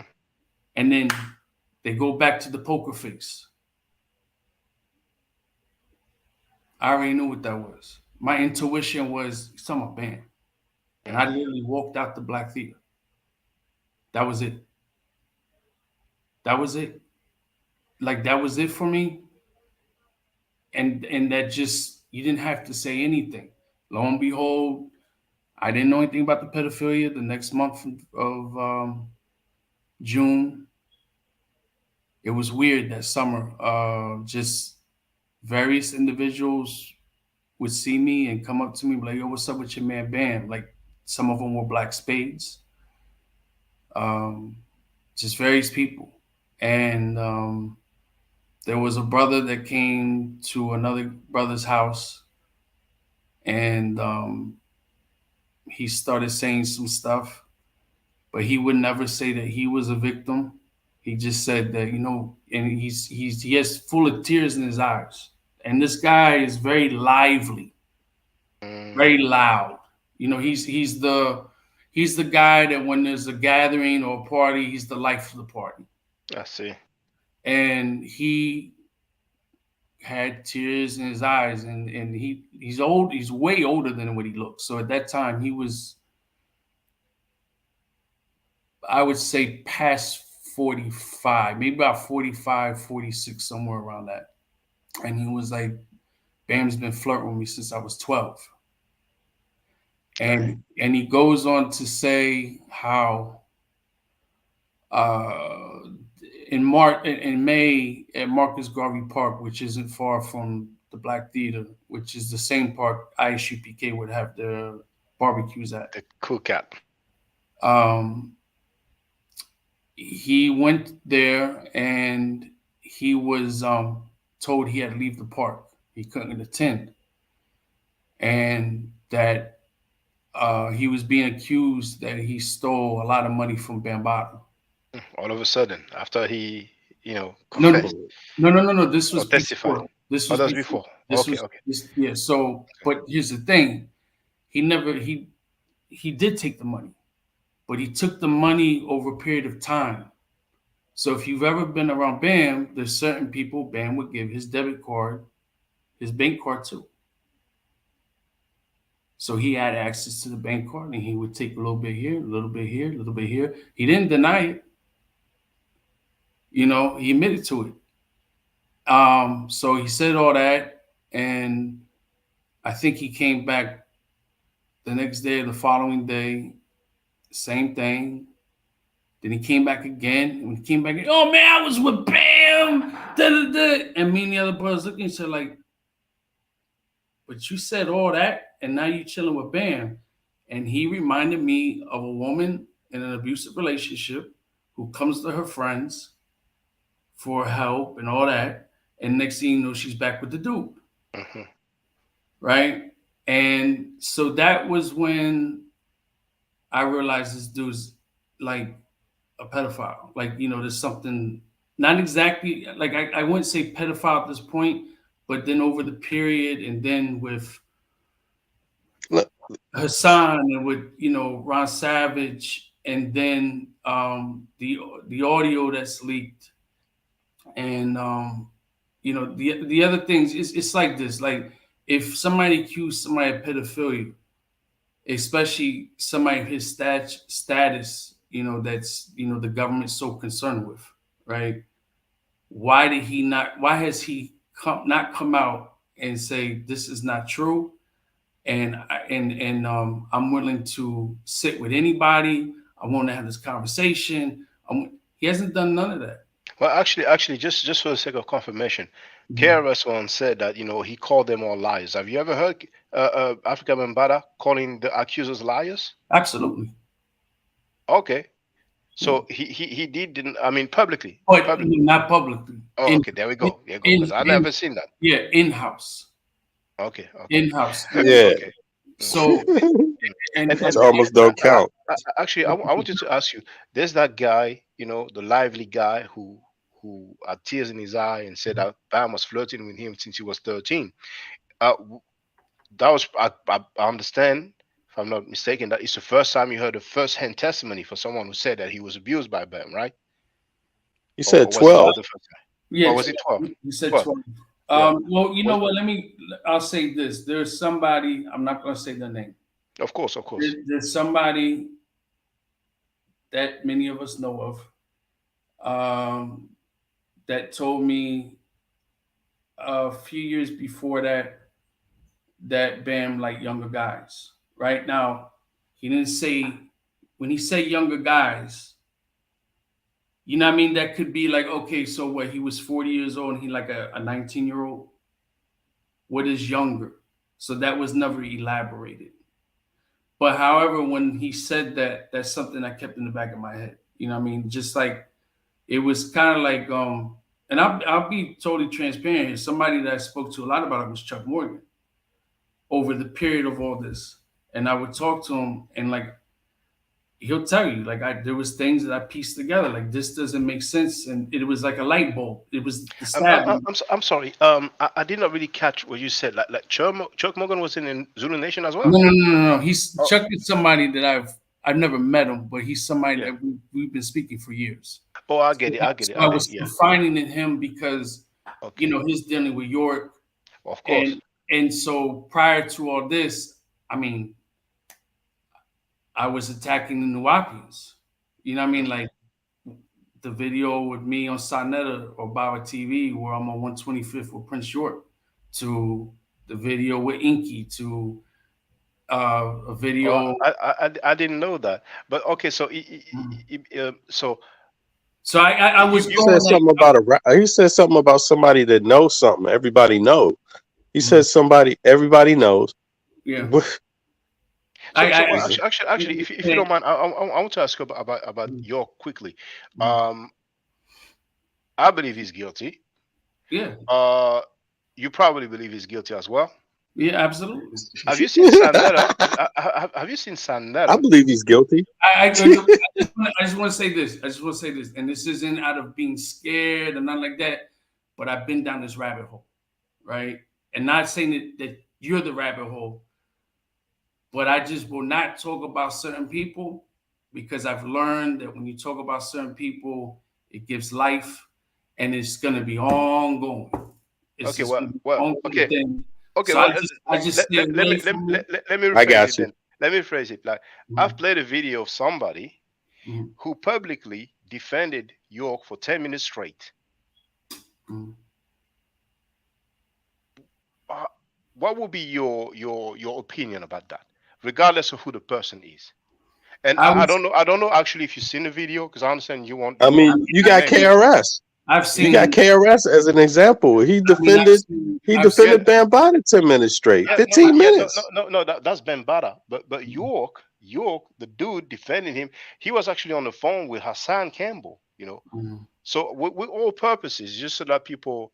Okay, well, if I share the video, I'm gonna, you know, he don't want to comment on it, man. No. He don't want to comment. I'm gonna say this: either the person is at that time. Now I don't know. Maybe they weren't 100% informed on a lot of things, or it was denial. You know. Because, like, you know, some people, and it happens in the Latino community. You know, you talk about somebody that's looked at as somebody as a leader or whatever, and if you talk about them and you be telling the truth, it's like, yo, man, but these are our people. I don't get caught up in that. I don't get caught up because we're of the same ethnic group that I got to protect you. When it comes to hold on.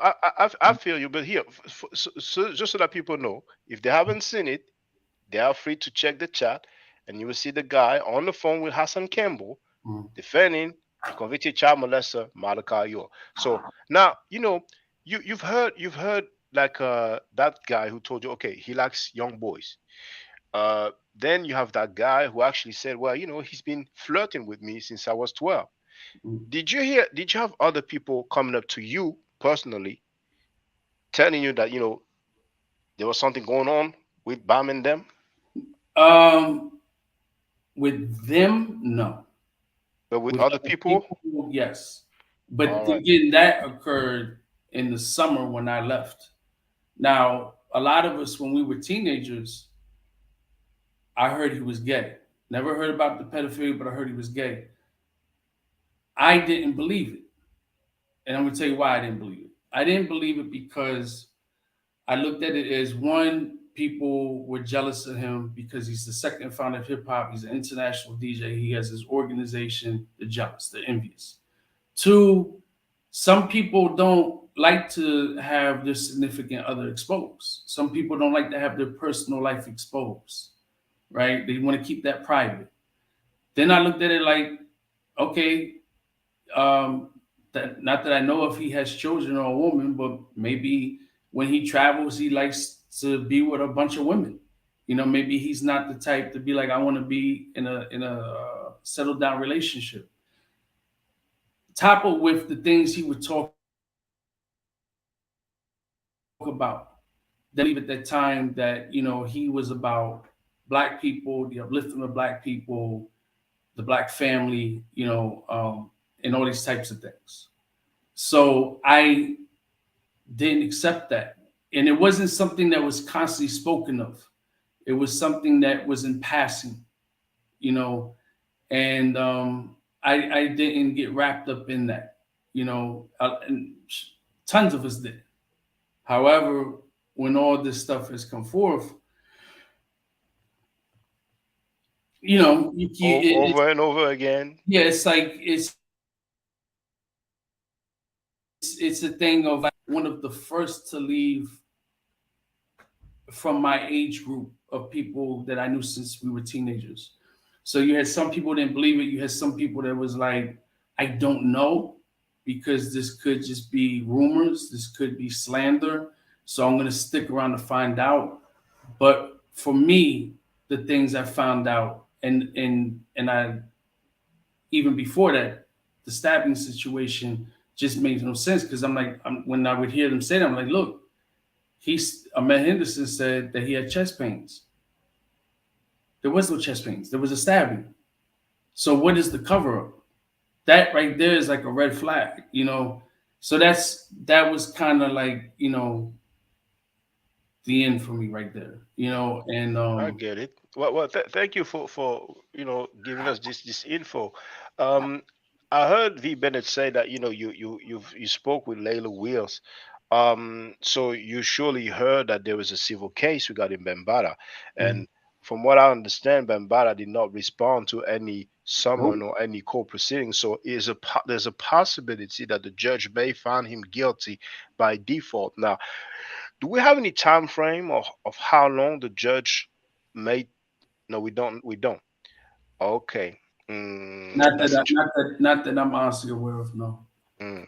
You know, Because there's a lot of stuff. There's a lot of things that I want to address in regards to individuals that are slandering Layla Wills. Well, feel And free. Feel free. No. Right now, I won't, only because of the case. Oh, I understand. I don't want to add. I don't want to say anything that may compromise the situation. make things look bad. And the thing too is, like, I no longer want to be involved in like the drama. You know what I mean? Like, You got priorities. Yeah, Y'all got priorities right now. It's like there's things I'll talk about, you know, and But, I'm sorry, but you know, you speaking on them, some people will interpret that as drama. You know what I'm saying? So it depends on the perspective. But I understand that Layla Wills, she filed a suit against B. Stinger. She published that. You know what I'm saying? And maybe somebody else, but I don't recall. But feel free. Yeah, no, I mean, yeah, some people could view that as that. Like, I've really toned down even addressing it. Really, I mean, because I honestly, I mean, I was on 2 parts of a documentary. I've done Facebook Lives on it. When I first started my channel like 2 years ago, there was somebody I had on there. We talked about it. Like, I've talked it so much. It's even like with the Nuwapians. Like, that's what I was known for in the conscious community, was the spick that goes at a Black leader and goes at York. And like I had this hard on for York. And it was like, it was a thing of, for me, he was a perfect example to use as far as charlatans, as far as pseudo information, and things that people would just gravitate towards and use. You know, I mean, he plays a role as far as why you have abos. He plays a role in why people believe only people of African descent have melanin, and that melanin gives you superpowers. He plays a big role in that the woman can procreate without a man. You know, he plays a big role in the UFOs. There might be UFOs. There might be aliens. I don't know. I don't get caught up in it because if there are, how's that going to change my life? You know what I mean? Like Right. they exist. But hey, can I ask him a couple questions, Shaka, man? But Of course, feel free. But like as far as going into talking about Creole and Pickle Man and the creature from the Black Lagoon and the Predator and all that, like that's just insane. You know, and did people really believe that this guy Pickle Man, who wears tighty whities and has a utility belt, is real? And one of these Nuwapians did a video I saw a while ago, and towards the end of the video, he goes, "Oh, into that Cuban crisis, when you die, you're gonna meet Pickle Man. You're gonna find out he's real." So now Pickle Man is what? Oh my God! He's in charge of Judgment Day. Hold on, please, hold on. I've heard somebody said the thing about the predator that York thought that the predator is real, something like that. But Pickle Man, I'm not familiar with that. Is that Pickle Man? That's not that's not the drawing of him. That's something that somebody did on another video. That's either a Nuwapian or a sympathizer, and he came up with that depiction, that first one. But Pickle Man is in a book called "Is God an Extraterrestrial?" and he's on the same page with the Predator and the creature from the Black Lagoon, and it's like a black and white picture that looks like it was like Xerox or something and just put in the book, you know. And nothing's really ever elaborated on Pickle Man, but it's the thing of, it's the principle of they say that they only deal with facts. You know, they have no belief. And so if it's a fact, factology, Pickle Man, what's the proof? And so then they'll turn around and say, well, I don't know, but you know, York says it, and that's what he says. It's kind of like a scapegoat, like, but it's like I remember one time I was in Nuwapian class, and the guy teaching the class said that there's a gray that lays inside the Black Pyramid that they built, right? And there was a guy in the meeting that wasn't Nuwapian. He goes, "Have you ever seen an extraterrestrial?"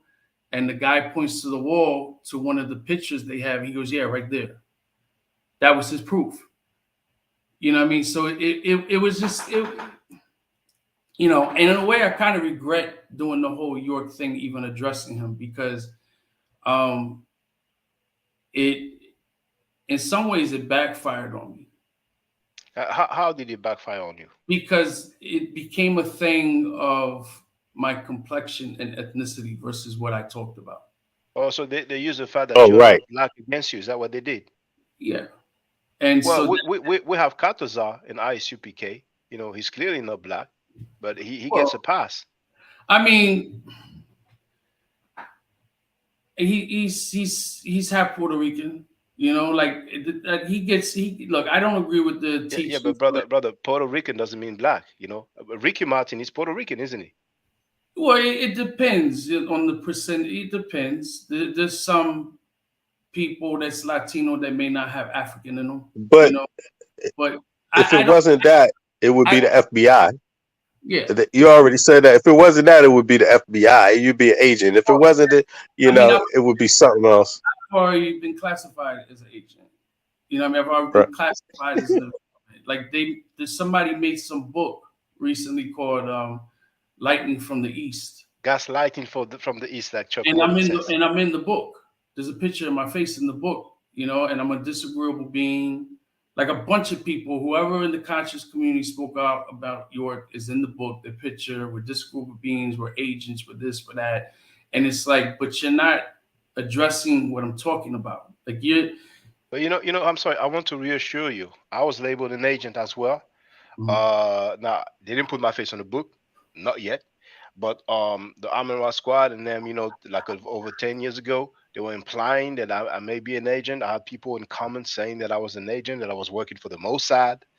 For those who don't know, the Mossad, that's the Israeli secret services. Yeah. They're known for putting work and killing people around the world, you know, with apparently the blessings of many different countries. Like, okay, you go, you want to murder that dude? Go right ahead. You know, we don't want no beef with you. But so that comes with the territory, you know what I'm saying? And it's sad. I'm not saying it's a good thing. But unfortunately, some people label me a gossiper. It's pathetic, man. Yeah, but It's that's it pathetic. comes with the territory. Yeah, you know what I'm saying. I mean, It's I pathetic. mean, you even somebody's gonna criticize Jeffrey Epstein. There will be somebody in the Okay. mix gonna Nah, find man. something negative to say about No, you. You know what I'm saying? no. If you criticize Pickle Man, you're an you hate on agent. pedophiles. You I hate mean, on child molesters. Yeah, indeed, yeah. Because you no negative stuff. Publicly you only have to talk about the positive.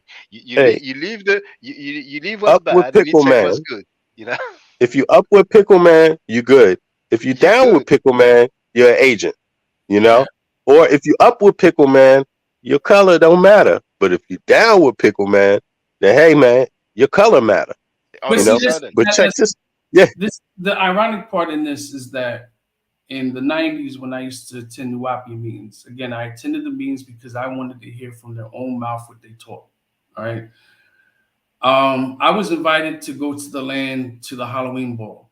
All right. And Talking about Tamari when you said the land, right? and eventually what I found out was that if you were invited and you weren't a member, it was because they trusted you. You're not going to be invited if you're somebody who's going to be confrontational with Dr. York. I was never confrontational in the class because I'm wanting to learn.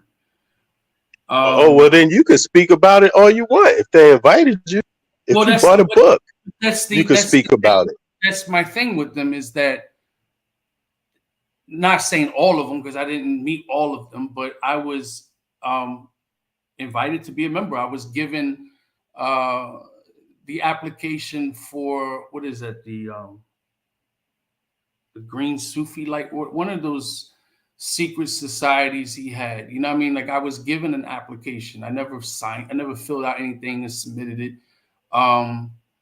They never had an issue with me, right? And you actually had Caucasians that were in it. You had so-called Latinos that were absolutely. Damn. You had so-called Latinos that were in it. You had a Korean that was in it. There was publications of a Korean sister that was a member. A Korean. So what's interesting is the minute that I speak out, said what I said, I'm a disagreeable being. I have 6 ether. I'm a mulatto, or I'm a mestizo, or I'm a cracker spick. But none of that was said before. But because I'm saying what I'm saying, addressing it now. So I just, I'm like this, man. Look, I wish everybody a happy life, man. Hey, bro, you know what? I understand you. I got, I got big. You said you called it a rabbit hole. Yeah, I get you. You called it a rabbit hole, man. I get you. It's tiring. It's tiring. And to speak on it so much and to just have to speak on it, it's like it actually literally does require a lot. I mean, a lot of speaking about it because there's too many lunatics that just believe this garbage. Yeah. And that's what it should. You people have to talk about it way more than necessary than a logical person should even need it explained to them. And that's the scary part about it. And no one person should have to do it alone. It shouldn't be 10 people. It shouldn't be 20 people. It should be the whole damn New York speaking about it. You know what I mean? And instead they leave it up to a handful of people, man. So I get you, man. You're gonna be tired. You're gonna be tired, but there's a huge difference though. Is that I mean, I started my website in 2004. I was 22 years old, so it's been 19 years I had my website. So back then, we had the message boards, so it was in writing, going back and forth in writing. I know there was a Black Planet or something on AOL, American Online. And there was Yahoo groups. So some people used to, have a lot of discourse on Yahoo groups. Later, and then, Facebook and YouTube came out in 2004, 2005. That was the early stages. We did not have Google Video was big because on YouTube you had a 10 minutes limit. Google Video you could upload like 3-hour videos or so, maybe even more. But they stopped Google Video. So we first had the live streams with Google Hangouts. Then they decided to stop. Now we have all those different platforms StreamYard that I use. In 6 months, roughly, it's been 6 months that I've been going at the Rapo K. I learned so much that many people who live in America did not even know. It's a whole different thing now because we can talk live, people can join us, people can share links. It's a rabbit hole, share man. the screen. So now it's a whole other game.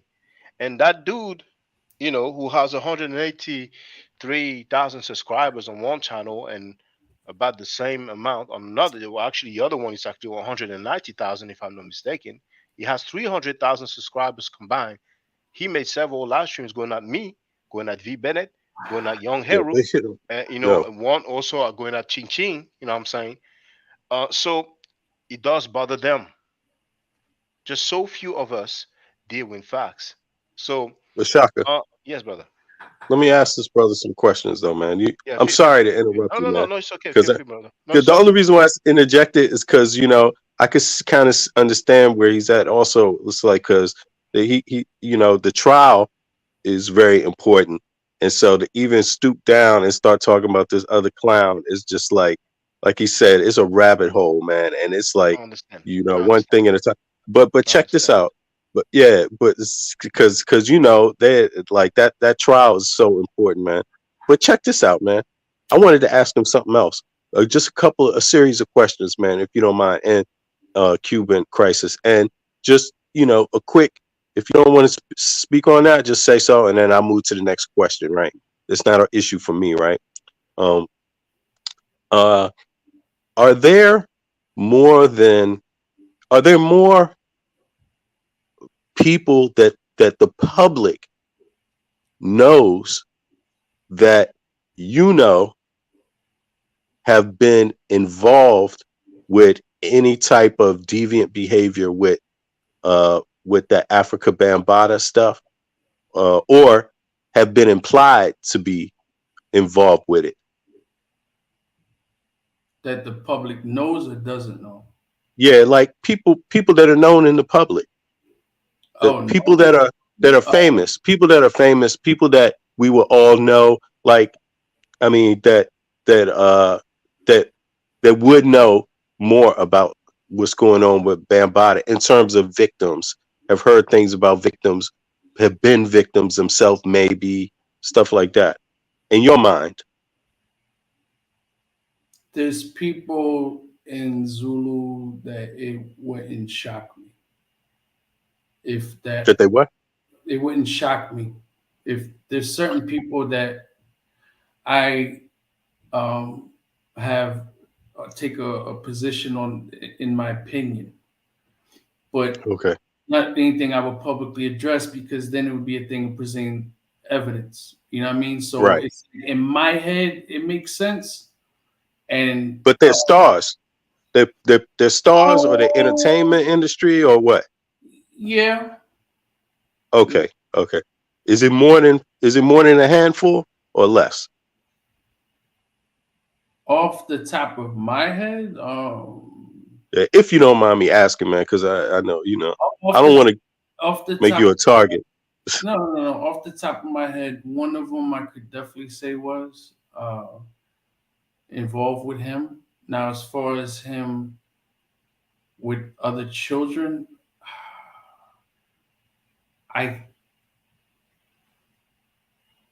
can't at this point. I cannot. It's not a thing I don't want to answer. Right. I say I can't recall. I don't want to say yes. I got you. And I got the story wrong, but there's been things presented on a certain individual, but there's other people that I personally speculate. I don't like to speculate on people, but it's just kind of hard not to with this scenario and knowing the history they have with him.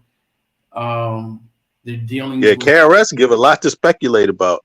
That's the problem with him. He's just like, God damn, why say anything if it's going to be that you see, you know? It just wouldn't, you know, it wouldn't surprise me, you know, and I honestly just hope there isn't.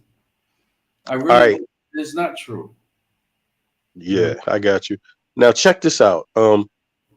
Just again, if you don't want to speak on it, just say so. It's all right. I understand totally. Mm-hmm. In this hip hop thing, in this hip hop stuff, you always hear about either the gay mafia, or you hear about the idea that little young people, you know, they get you involved with certain acts and take pictures of you. Like this guy, damn, what is his name from down south? He used to be with Bad Boy. He wrote a whole book. Mark Curry, right? He wrote a whole book Dancing where with the he devil. said, right, where he says that they got, you know, they come up to you with some pictures, and he's implying that people getting blackmailed, right? Now, in his, I don't know if he did it in his book, but I know there's 2 Def Jam execs that committed suicide, right? One is from the West Coast, right? One is from the West Coast, and the other one is from the East Coast, which he from was. the Bronx. He was a Zulu. And his name, I don't want to say too much, but I'll just say CL. I'll put it to you that way. And I'm not talking about the rapper. No, I know who you're talking about. Yeah, Right. he was and he's from the Bronxdale projects, right? In the back of my mind, I'm just sorry, man, but because I don't want to talk about the brother publicly like that, because everybody have a huge amount of respect for the legacy of, you know, a lot of these guys, and the hip hop and the music. We all love a lot of the music, you know what I mean? But in my mind, you know, when you have these kind of ideas out there that Mark Curry presents, right? Then you have a guy like Bambaataa with pictures like books. People saying, you know, what's his name said he got 2 books with hundreds of kids in it, right? More than 2 books. Right. Yeah. I quite naturally put it in my mind, start putting these pieces together and ask questions. And I just say, like, is it, people say that Chris Lighty killed himself because of depression. I'm in my mind, I've dealt with depression. I think everybody deals with depression in some way in their life, shape, or form. I think it's deplorable that it's made to be a big deal, because it's just normal. You know, everybody don't kill themselves, everybody doesn't harm themselves, but people deal with it in their own way. Some people get on drugs, some people do whatever, any type of thing. Not everybody kills themselves. But in my mind, I've always been like, damn, this dude is from Bronxdale Projects. He have a beautiful family. And all I keep hearing is things like, yeah, but he had money problems. Oh, yeah. And I heard that about the other guy. This is what people offer up. He had money problems.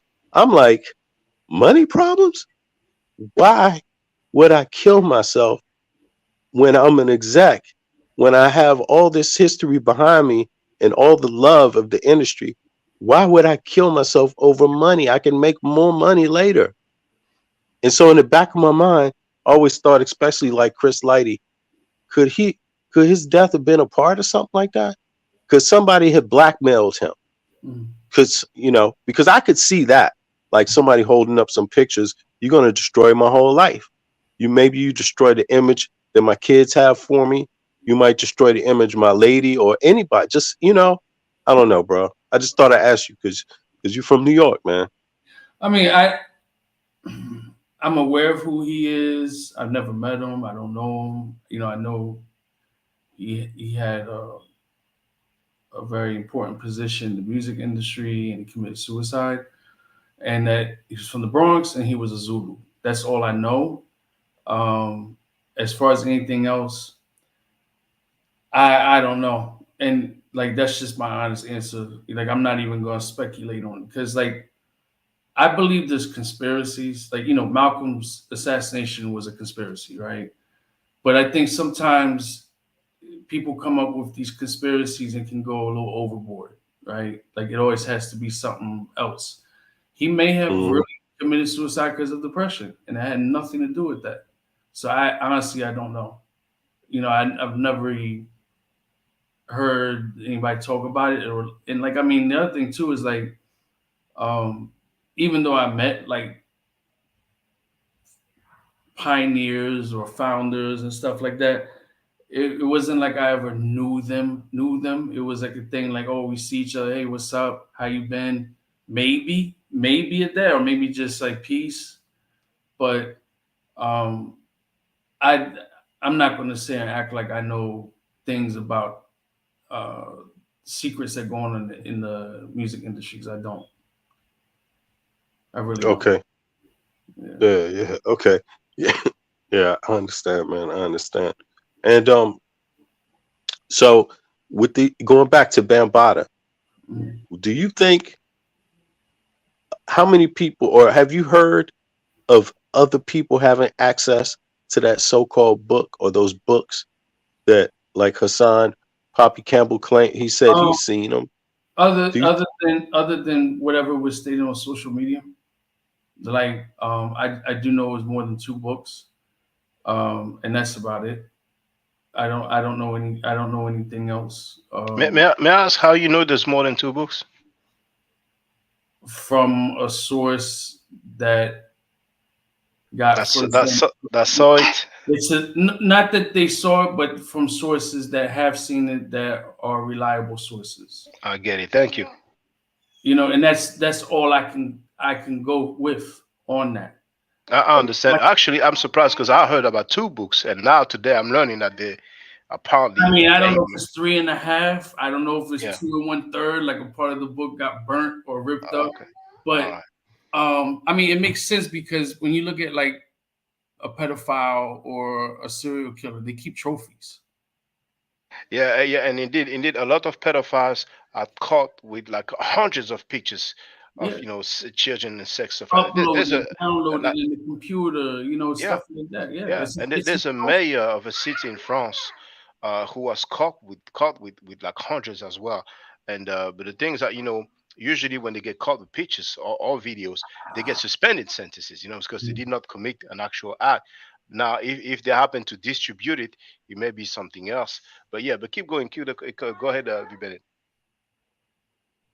Well, that the book was was my last question, because I just find it so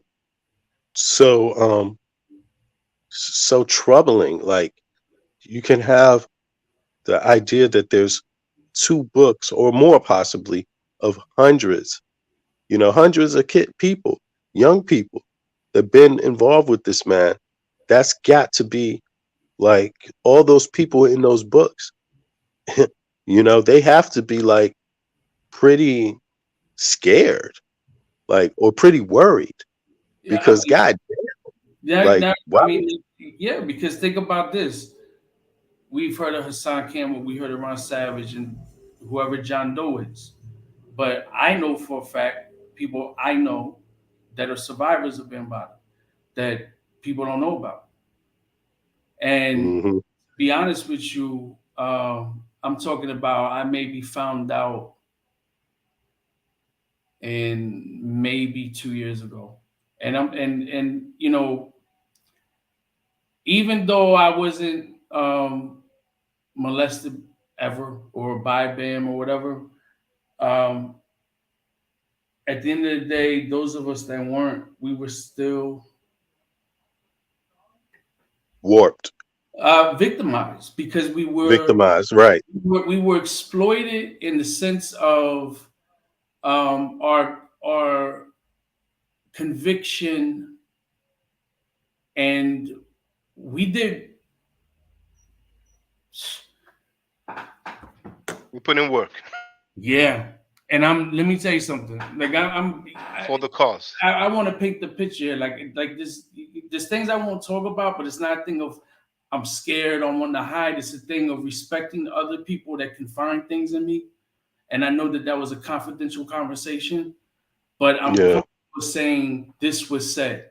You know what I mean? And so not saying you guys, but if anybody who listens is like, I don't believe that, then you just don't believe it. That's fine with me.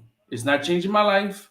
As it changed your life, the sun is still going to shine and the moon's still going to come out at night. So it's whatever. But it's we were taken advantage of because we put in the work, and these other individuals that's still in it that have their Supreme World Council and World Council positions, they used us for the image. Look what we have going on for example, the number in a chapter that put in work, and when I say work, I'm not talking about street work. At once upon a time that was something that existed.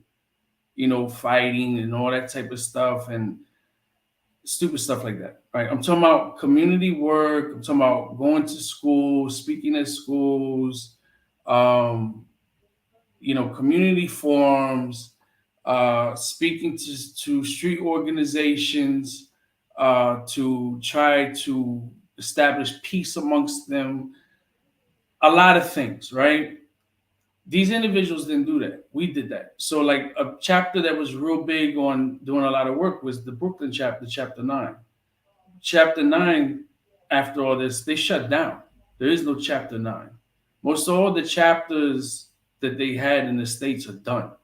Like they're literally like on a leg that got shot with a powerful gun in the knee, and there's like a piece of flesh holding them to the part of their thigh. All right. Overseas, they still have membership.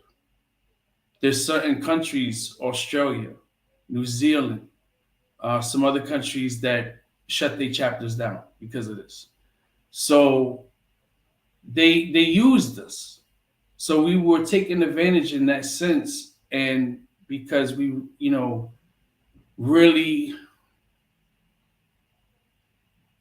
wanted to have this unity, really wanted to have this hip hop organization that was about the preservation of hip hop culture. And if you're not somebody that did one of the elements, you were somebody that advocated it and which, you know, established things for the youth, you know, or whoever else wanted to partake in it. So in that sense, we were taken advantage of all day. You know what I mean? Like, I mean, there's recordings, there's pictures, there's people that's alive and breathing that can attest to these things. You know, I was at one point, I was homeless. And they did not help you? No. Did you ask them for help? Did you ask the Zulu Nation for help? And there was people I asked for help. Like there was brothers that weren't in these top positions that allowed me to stay with them. In that sense, yeah, I'm talking about the higher ups. The hierarchy, yeah. The only thing I see what you mean. The only thing that was granted was when I joined Zulu Warriors. When you were in Zulu Warriors, there were certain security things we would get paid for. Okay, in that sense, it helped. All right, but at the same time, it wasn't just me in that situation. It was other people in that situation. All right, was there anything like, yo, you're gonna meet us here, and we're gonna take you to this guy? You know, he has a construction company, or nah. Nothing like that. So, I mean, I would have to train to go to the meetings. Did I put this before what I should have been as a grown-ass man? I was putting this. That's my fault. That's totally my fault. I don't blame nobody else but me. And you know, I learned a lesson from that. Don't put people on pedestals. You know. Yeah, they use people with this image, man. Yeah, and that's it's terrible, man. It's just. Stick with your intuition. Stick with your intuition about things, and you know there's nothing wrong when it's in times of like you need to eat. You got to be selfish. There's nothing wrong with that. You know, I like that you give that advice to the young people because I've been there, being young. When you're younger, you're more impressionable, you're less seasoned. You know what I'm saying?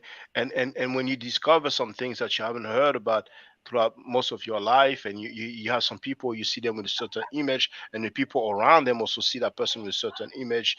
You know what I'm saying? You know, you have a drive, you have a zeal, and you're willing, you know what I'm saying, to get involved. And sometimes you put it before everything. You put it before your own family and friends.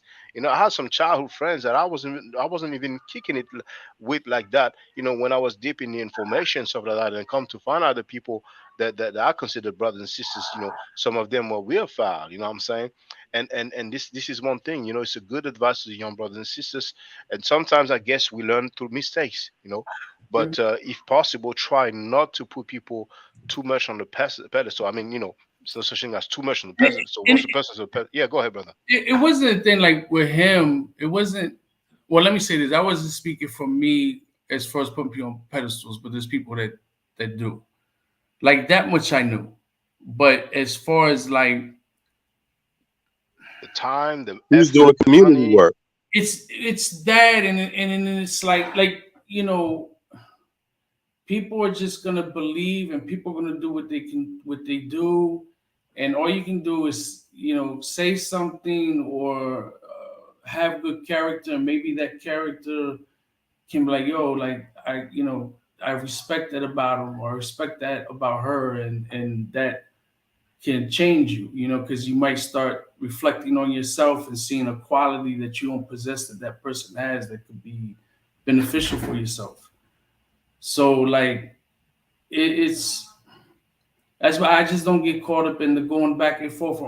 Look, everybody, I wish everybody health, wealth, you know, a good life, and people are gonna just say and do what they do, and um, you can't change nobody's mind. You know, you just can't.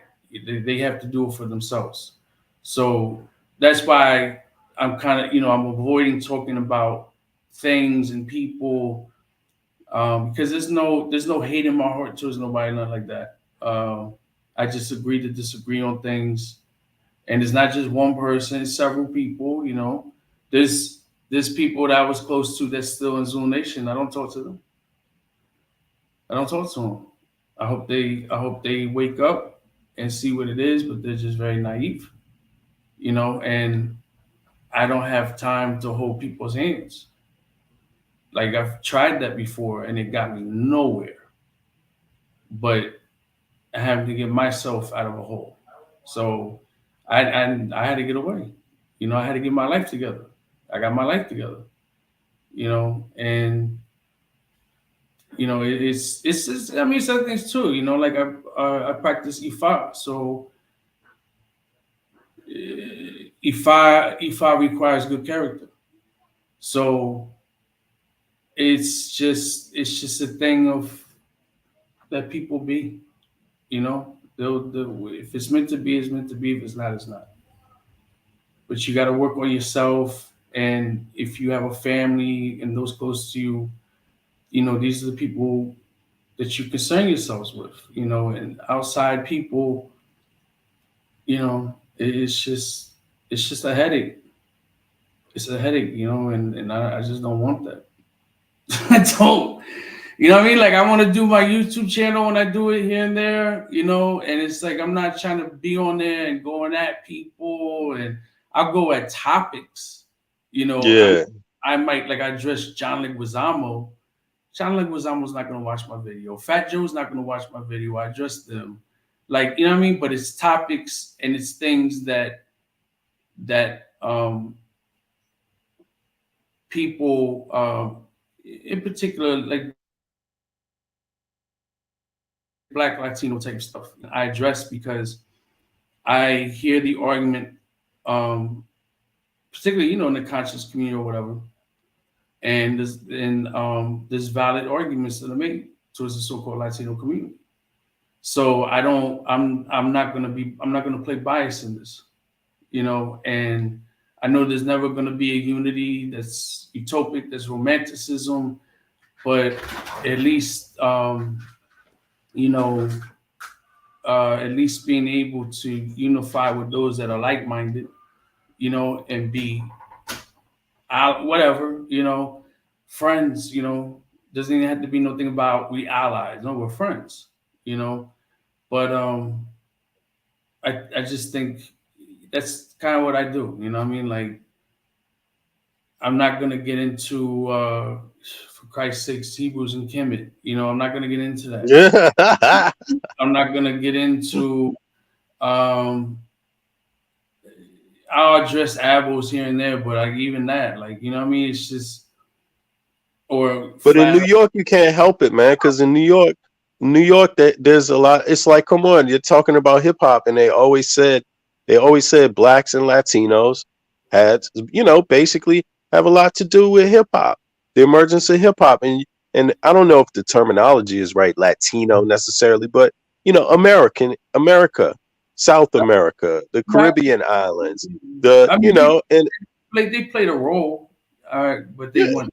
they weren't like the found. I wouldn't say I'm not with the thing like, oh, they founded it. You know what I mean? But I would say that Right, but in New York, there was definitely poverty, and the Latinos suffered from a lot of the same things.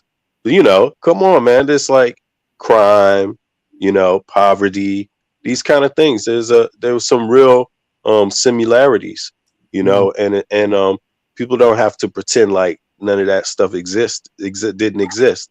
You know what I mean? To get along. And then of course there's other issues today, but like people talk about the prison system, how everybody going to the prison system, and then you know you got the Latinos to one side, you got the whites to the other side, and you got the blacks to another side. Everybody talks about those things, and that's those are things people need to talk about, but it doesn't mean we got to talk about it as fakes. You know what I mean? And it doesn't mean that people want things to be that way. You know what I mean? Things being the way they are doesn't mean everybody got to settle for them just being that way. You know, so it's important that we let everybody who wants to be a good person, wants to be realistic, and everybody who's just a human being, you know, contribute something fairly, you know, because then otherwise, what the hell are we going to have, man? You can't shut people out because they're Latinos. You can't shut people out because they're from the Caribbean islands. And you just like you can't shut people out because they're black. It don't do nobody any good. You know what I'm saying? So I never tell anybody to not be who they are. You know, be who you are and be the best of who you are you can be. You know, and everybody, all these groups, you got white people that smoke weed, you got Latinos that smoke some weed, you got some black people that smoke some weed, you got all these people eat beans. You know, no matter where you go in the world, the whites got some beans. You know what I'm saying? Seriously, man. The black people got some beans. You know, they all got that type of bread. So it's like at some point, there's a point where we should be able to get along, despite also having issues. You know, it doesn't make us special to have issues. You know, I agree. Be who you are, but don't be a child molester. Don't defend child molesters. Right. Don't cow for child molesters. But you know, exactly. I suppose we you know continue with that KRS-One stuff here. I'm sorry for being long. Anyone who has a problem with Afrika Bambaataa should quit hip hop. No, that argument is really wrong. Yo, dude, I only hear him sounding like a dude who's worried that somebody's going to accuse him. Seriously, that's all I hear. Because his words are like, take it or leave it, all or nothing. Who goes that far? Like, quit hip hop. What? Like you literally cannot be bothered by these accusations without quitting hip hop. And on top of that, damn dude, you corny as hell. Because fuck hip hop. I mean, you know, I love the music. I get down to it. We rapping. We're gonna keep on rapping, keep on making beats. But you ain't that important. I mean, we're not gonna place hip hop before children, you know, and their well-being. Right.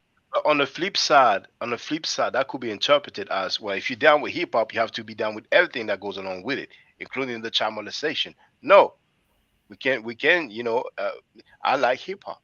I grew up listening to hip hop. I'm very familiar, and I would consider myself knowledgeable about hip hop. But anything that has to do with child molestation, I ain't gonna be cool with that. And Afrika Bambaataa, for the record, he's not the founder of hip hop. Usually, Kool Herc is credited as being the founder of hip hop. You know what I'm saying? And even if he was, then it's a lot of dudes, man. Yeah. It's a lot of people that contributed. You know, but isn't this the most extreme statement one could make? Like, it is extreme. I don't get it. Quit hip hop, and then that's a gatekeeper. He's telling you like, quit hip hop. It's like, dude, you ain't my daddy. You ain't my mama. You ain't. Who are you? You telling me to quit hip hop? I've been buying all these goddamn hip hop records. All these people been doing all this shit for hip hop. You know what I'm saying? If you didn't have the supporters of hip hop, you wouldn't have hip hop. You see what I mean? And that's everybody. That's everybody. That's the breakdancers. That's all the young people. That's all of us. And then this dude is like, you can quit hip hop. Like we need his permission to be a part of it. That shit, and it's over Bambaataa and the molestation accusations. That's crazy. What you've got to, I've just got to state to you that you cannot just dismiss. No.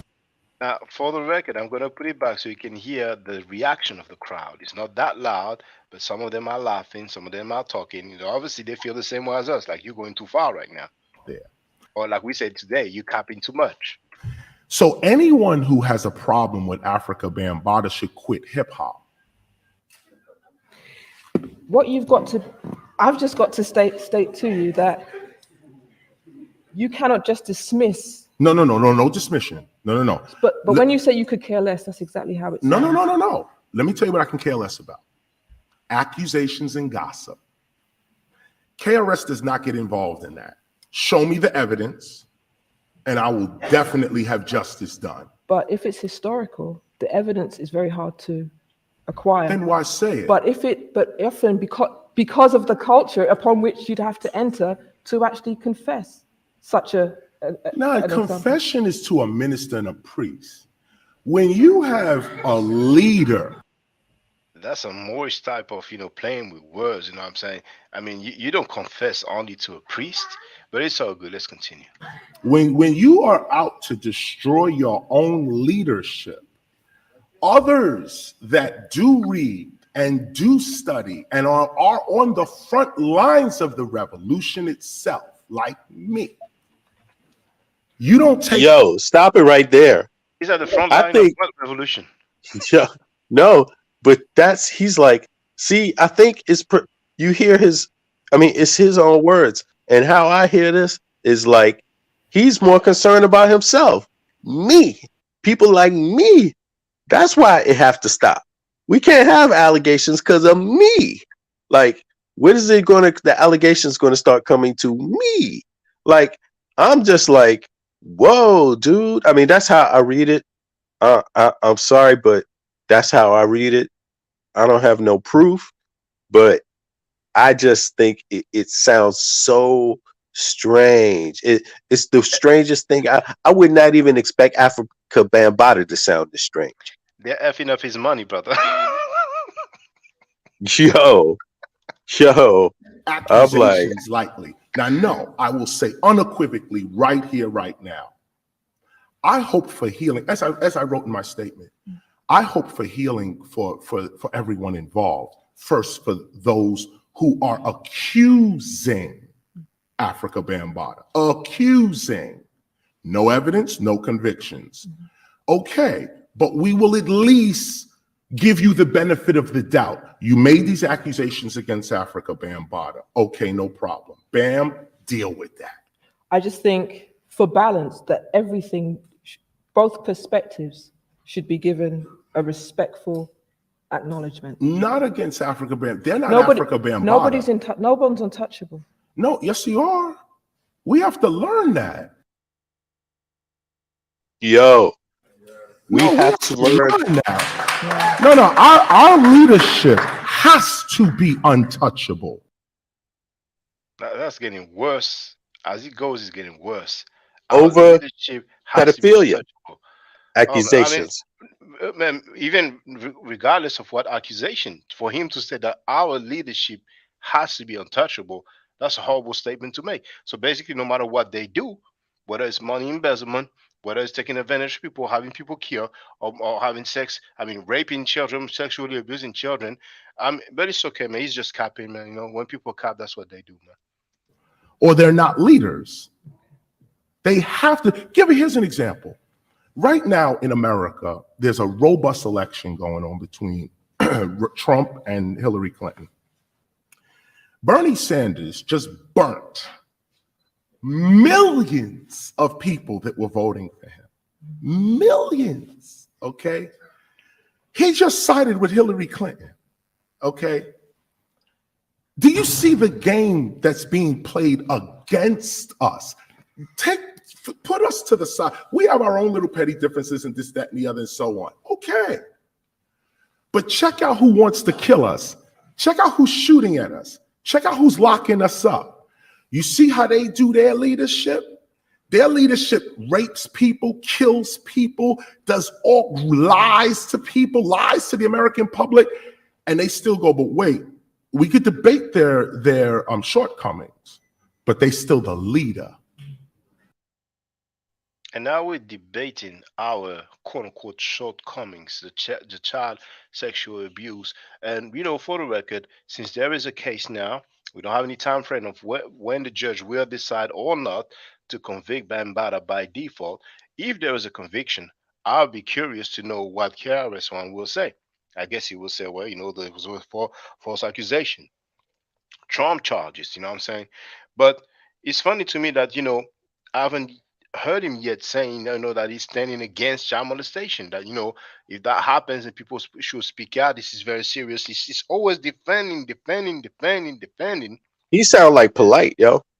He sounds like his Yeah, statement sounds like the like one polite polite made about York. towards No York. matter Yeah, what, he would still be my leader. he worded it differently, you know, but he clearly said our leaders have to be untouchable. And polite indeed, we played it. He said that even if Malachi York would have molested, you know, thousands of children, he would still see him as his God and father or something to that effect. But he used the word God, you know what I'm saying? So indeed, you know, but I mean, if that ain't brainwashing, you know what I'm saying? It's like, you know, hey. And this is what Black people do not understand. We never. And you know, this comparison, like, you know, look at white people with their leaders and stuff like that. I mean, we should not become what we don't like. And we don't need to model ourselves 100% after other people. We can see how other people are, but really what we should do is look at what the problems are, the problems that we have, and try to solve those problems. You know what I'm saying? So and we shouldn't you know, they do make this argument is always being played in our community, like we shouldn't model ourselves after them. No, we shouldn't model the bad things. The good things, it's nothing wrong with taking the good things from anybody. You know, it's nothing wrong with learning. So if these people are addressing certain issues, and that's good. If they're addressing issues that need to be addressed that harm people, that's a good thing. Why wouldn't you want to emulate that or borrow from that or utilize that? You know, these are like it's even hypocrisy, because on one hand he would say he would make the opposite statement, not just him, but on one hand we make this opposite statement in the community, like we shouldn't model anything. Well, then what are we supposed to do? They have police. They're doing policing. They have a housing department. They're having elections. They're having all of these things. So we're supposed to just not do any of those things in the name of not modeling ourselves after anybody. So what's left for us? Can You you know? imagine? Can you imagine somebody who's a supporter of Harvey Weinstein saying, "Well, you know, in this case, you didn't watch his movies. You shouldn't watch any movies. You should be." No, but that's what I'm saying. It sounds almost like the same kind of thing about voting doesn't matter. Don't vote. Like, don't model yourself after it, so don't vote. You know, it's like, to me, it just sounds like don't do any. The real thing is like, it's not about modeling yourself. They don't have a plan to create anything for us anyway. And they're saying abandon everything. Without a plan, abandon everything else. It's like, And I'm glad you mentioned that, because voting is very important indeed. You know, the elected people can make a difference in people's communities, but you have so many individuals who want to deter people from the, you know, inner cities or urban areas or ghettos not to vote. You know what I'm saying? And I think that's, I mean, if people don't want to vote, fine, but you know, to disrespect, it's like with the vaccine. You know, I understand if people don't want to take the COVID vaccine or any other vaccine, fine. But then don't go and disrespect people who chose to take the vaccine. You know what I'm saying? But anyway, let's continue with this here. Understood it, and it's time that at least hip hop understands this. Some of us are infallible. Some of us are going to have to be untouchable. Some of us are infallible, man. Oh my goodness. Or our entire culture is going to fall. Some of us are infallible. It's so Some of us are extreme. going to be untouchable, or our entire culture is going to, what did he say, collapse? Touchable, Fall. or our entire culture is going to fall. So You see, it's like you got to be down with this, or to not be down with it means you're responsible for our entire culture falling. It's so extreme. What about nah? You just a dude, and if you're a pedophile, you should be outed and go to jail. And that's all that's going to happen is you get outed and go to jail, and the rest of us will exist tomorrow. What about that thought? You know, instead, this guy's like, hip hop's going to fall. If Afrika Bambaataa goes to jail and gets convicted, hip hop is going to fall. People are going to stop rapping. People are going to stop breakdancing. People are going to stop graffiti writing. You know, people are going to stop making beats. You know what I'm saying? It's like there won't be another rapper tomorrow. No, they'll just be rapping about you, dude. I mean, but the thing is, like him, you know, you got extremists who really take hip hop, and I'm no exaggeration, they take it as a religion. So like that's like their way of life type thing, you know, and their morale, I guess.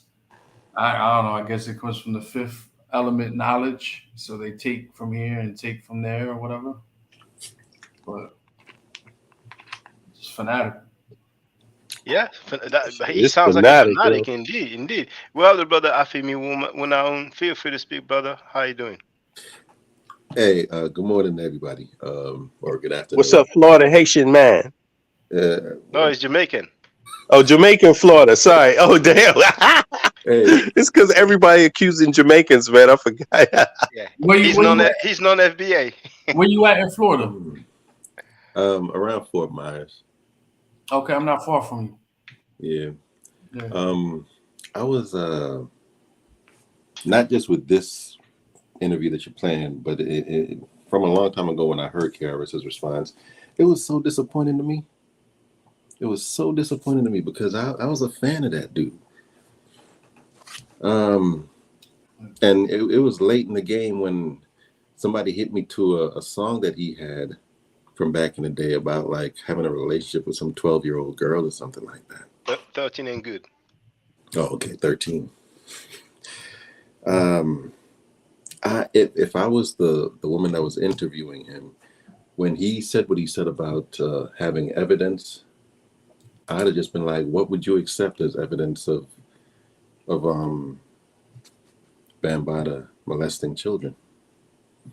I mean, I really don't know what people expect when it comes to that. If you're talking about something that happened however long ago, years ago, or decades ago, or You expect a rapper, you expect a famous rapper to just be like, hey, y'all, he did it to me too, man.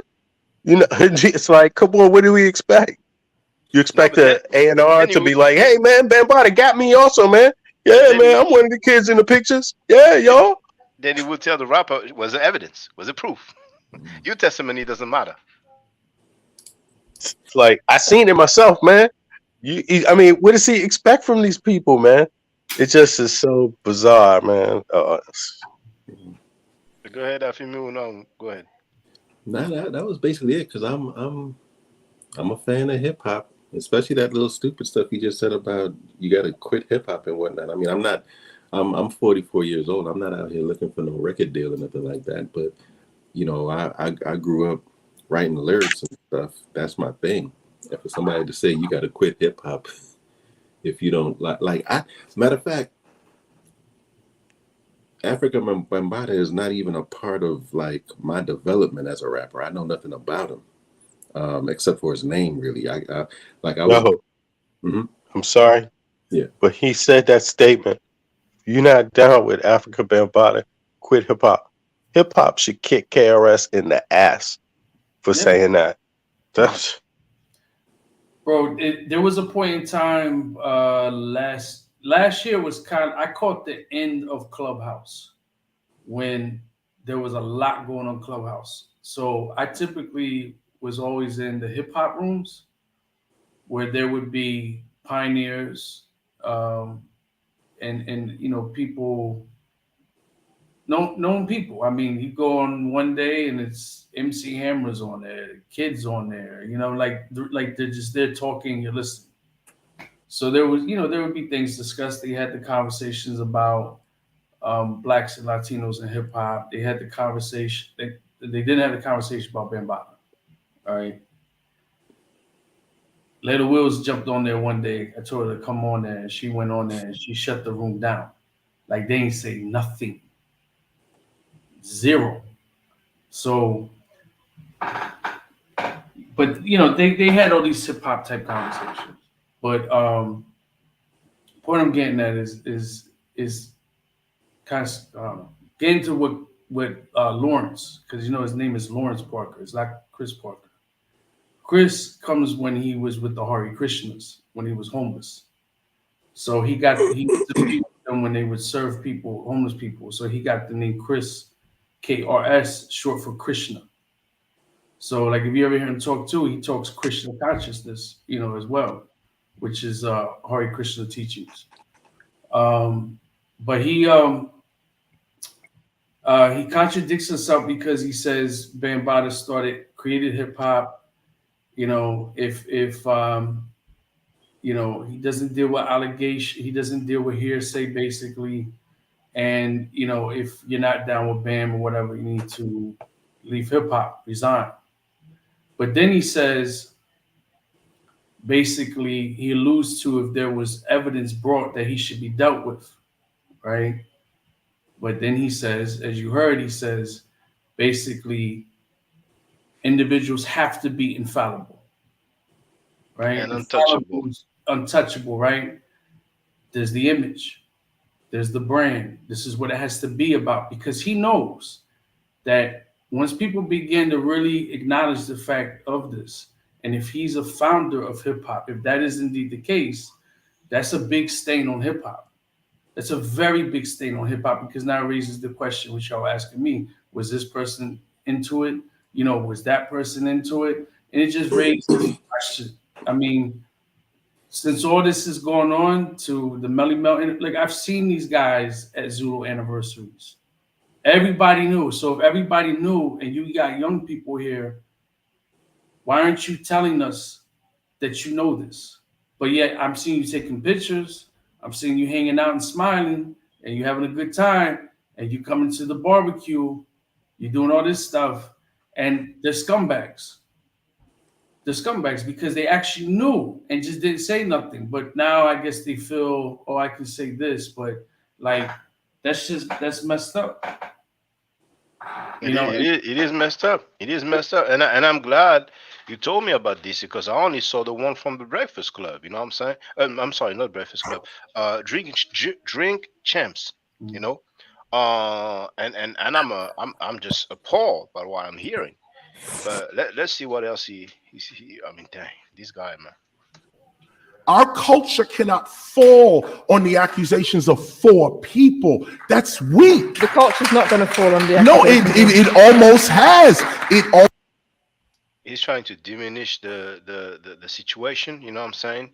But it's all good. Let's continue. Almost has, because we don't realize how the FBI and the NSA and the CIA and these people are trying to destroy us.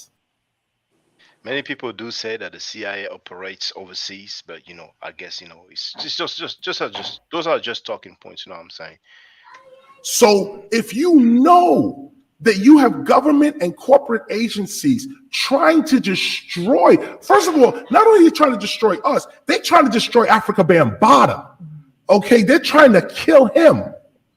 Now, everybody else that sees Bam as a, you know what? They're not going to a good job. They're trying to kill him. Go ahead, brothers. He's the one that's actually in how he's shaping his defense and whatnot. He's the one that's endangering hip hop, because the thing to do is to distance hip hop from that guy. Because you know what? Pretty much any organization out there has people in it that have, you know, questionable morality or whatever. So the thing always to do is to just distance yourself from those folks. And you know what? check this out. If he believes, so he's saying that the CIA or the NSA, they're trying to stop, you know, who he says us, but okay, let's say he means the black community or the black and brown community or the minorities or the, you know, oppressed people of this country, right? Then if he believes that, then what makes him think they wouldn't allow prolific pedophiles to just run around our community while having knowledge of it? What makes him think that's not what the plan is? I mean, and dress him up in some clothes and celebrate him, create a hero that's a prolific pedophile in the community. What makes him think that's not the plan? So it's just so weird, you know. It's actually it's so fraudulent for him to say that, because it's like making a mockery of what governments do when they want to destroy people. If you really believe that there is some kind of conspiracy, you know, it's just, I had that thought about you. What the hell was you allowed to go for so long?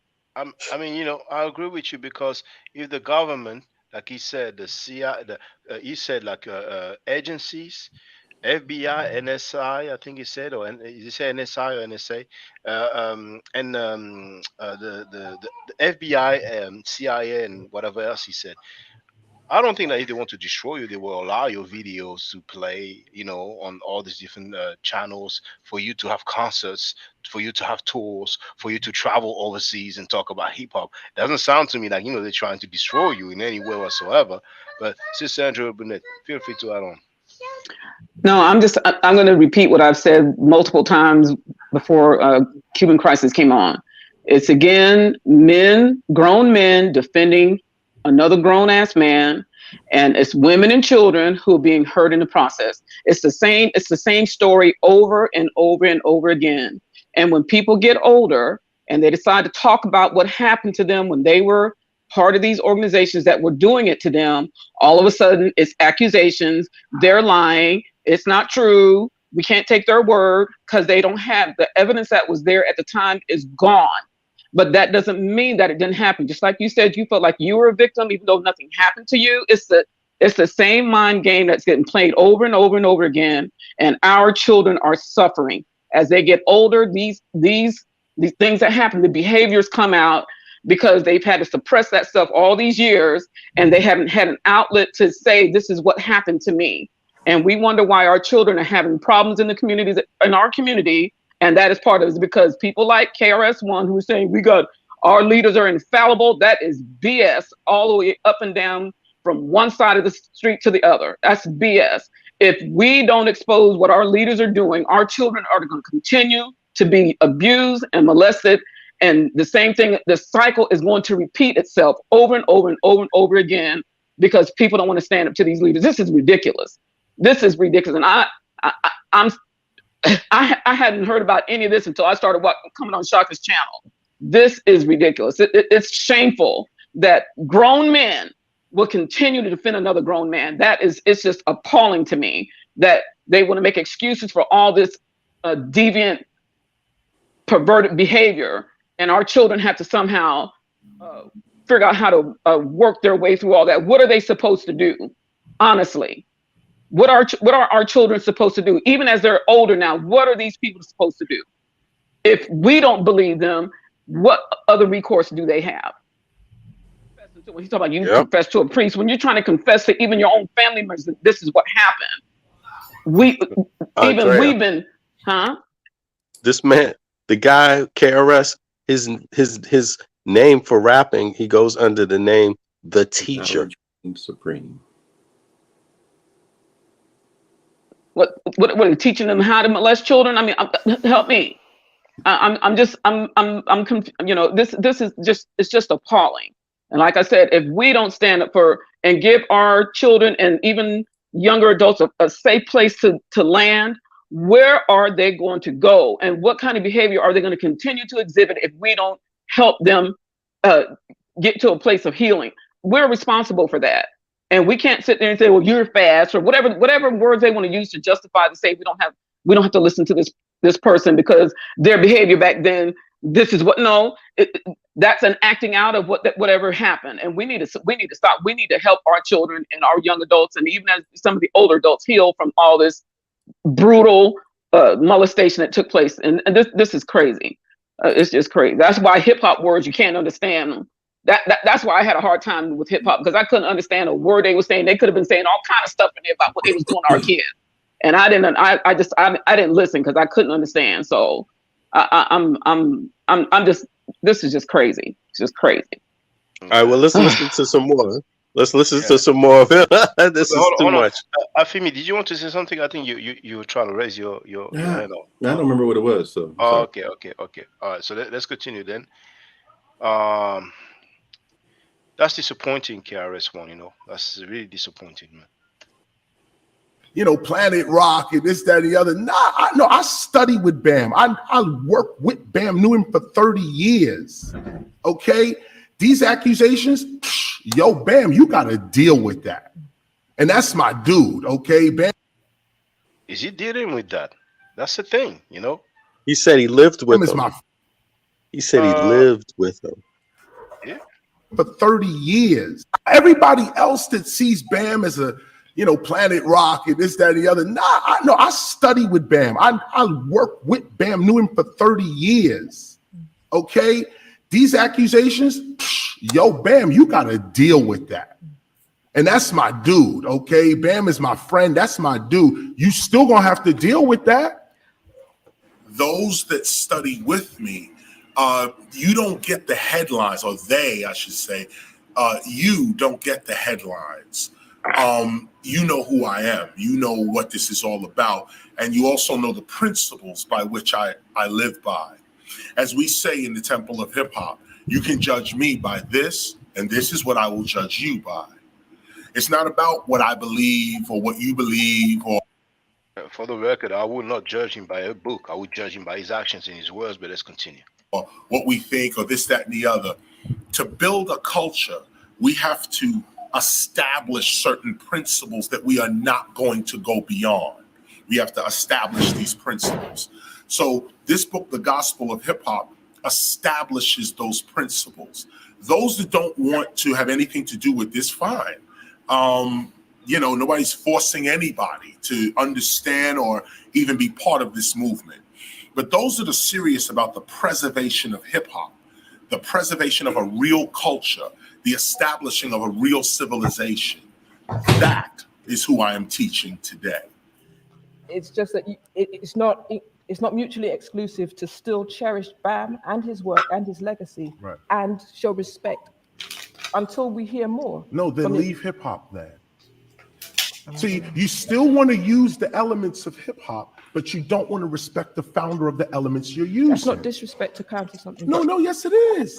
So we turn to the gospel of hip hop, because those that say that people like me or we are being insensitive to the cries of those against Afrika Bambaataa. No, we're not. We're listening to that very seriously. But here's what people are not looking at very seriously, and it's the gospel of hip hop. Let me read you page 470 from the gospel of hip hop.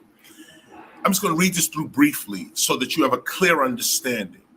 This is for temple members, those that study with me. Let us read this together so that we have a clear understanding as to where we're coming from. This book was written in 2009. I started writing it in 1994 when I started to receive certain visions, dreams, basically prophecy. Yo, this for the record guy is sounding. Cuban crisis. Feel free to unmute yourself, but go ahead, Bennett. This guy is sounding exactly like the other ones. Yeah, vision. He used prophecy. Dream. What was it? Yeah, thank you. Visions, dreams, and then prophecy. But Cuban crisis. Feel free to unmute yourself. I've muted everybody because some background noise that I was hearing, but because I see you were trying to speak. So unless it's, yeah, feel free. No, I was going to say that now that part of the video I never saw. And it's, you know, this is, first of all, he made that book. He's self-appointing him. He's like Paul. You know what I mean? He's self-appointing himself. And like you see what I'm saying? It's like it's a genre of music. You're talking about it's a like if it's this thing of standards and codes and all that, and principles, it's like you're not acting at all. Like, where is your principle, your morals, your ethics, your sympathy, your empathy? It's like you're dismissing this, and he didn't. He was not the founder of hip hop. He wasn't b-boying. He wasn't up rocking and popping. He wasn't spinning on his head. He wasn't doing graph. He wasn't MCing. He was a DJ. You know what I mean? But there was other DJs too. So like, what did he's not, you know, it's not this thing, oh, if it wasn't for him, it wouldn't exist. And then it's just like, okay, if he did, let's just say he did. So what? It is a genre of music. It's not that deep. Like, you're making it like there's going to be consequences in the afterlife here, for God's sakes.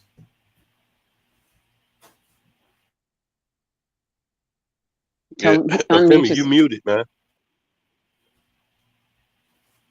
Yeah, unmute yourself, bro. Nah, I was just saying that's a primo comment on the screen there. So he didn't get the vision of the molestation victims. Absolutely, he didn't. That is, to me, I hear him talking to possible victims. Like, that's what I hear. I don't know about the rest of y'all, but, and of course, I don't know, because of course, where's the evidence? You have to have evidence. Not to speculate. When I hear that, and I'm using the same brain I use every day when I look at everything else, which tends to be pretty sharp. I see a dude speaking to some people, to some very specific people. He's sounding like York, and trying to speak in parables, and like it's like Cuban said, it's like, yo, man, you wrote this book, dude. Like, who writes it? You know, you have to at least, you know, he wrote this book. He's self-appointed. And I just see somebody that looks like they in a lot of trouble. Yeah. So what are the principles of how to commit child molestation and not get caught? Is that one of them? I mean, this is insane. He goes out of his way to stress how close he is to Bambaataa, so I don't believe that he never knew about any of this stuff. Oh, it's really unlikely to believe that he never knew. Well, all these people who are not even that close to Bam said that they knew and they heard the rumors. And one thing that's interesting is when he's talking to that lady, you know, that British lady, or let's say that lady out of England, he keeps talking about hip hop as if KRS, well, I'm sorry, Afrika Bambaataa is hip hop. You know what I'm saying? That's one human being. It's not a whole movement that is on trial. You know what I'm saying? And that's actually one thing that threw me off with KRS is him coming up with this, not just a temple, but this, I mean, how is it called? He said the Gospels of, you know what I'm saying? Like, that's going too far because indeed, like the brother Cuban Crisis said, that's a music genre. Are we going to have the Gospels of rock and roll? Are we going to have the Gospels of reggae? Are we going to have the Gospels of techno? I mean, anyway, let's continue. Like, if you ain't with R. Kelly, quit R&B. Like, yeah, why not? Why not? Why not go that far? You know what I'm saying? Oh, yo, man. This guy, Bambaataa, was directly linked with Dr. York. And KRS is directly linked with Bambaataa. And this dude is sounding, the only person I can say is that Bambaataa, I don't know, man, he wrote a lot of the stuff, like they say, the principles of hip hop and all that stuff, but I'm just like, all I'm seeing is like just something that it cannot be. I don't see how how a victim goes this far.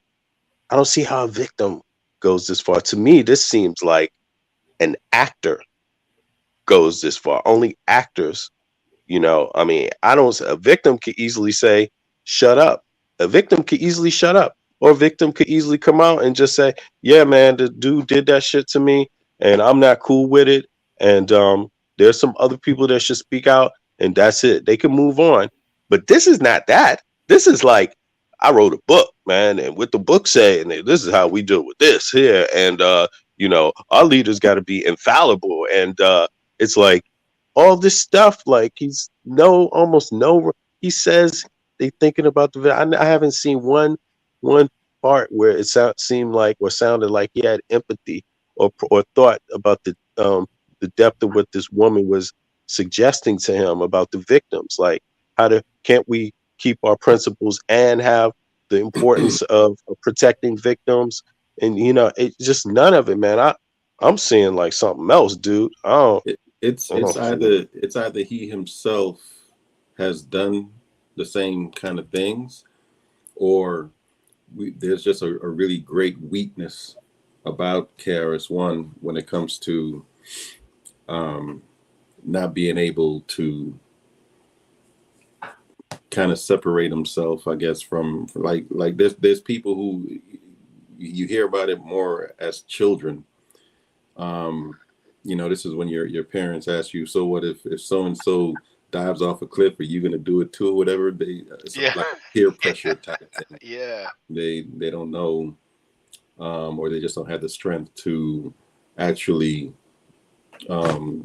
criticize a friend or whatever, or you know, or even just take a stand and be like, once you heard those things, that person ain't your friend no more.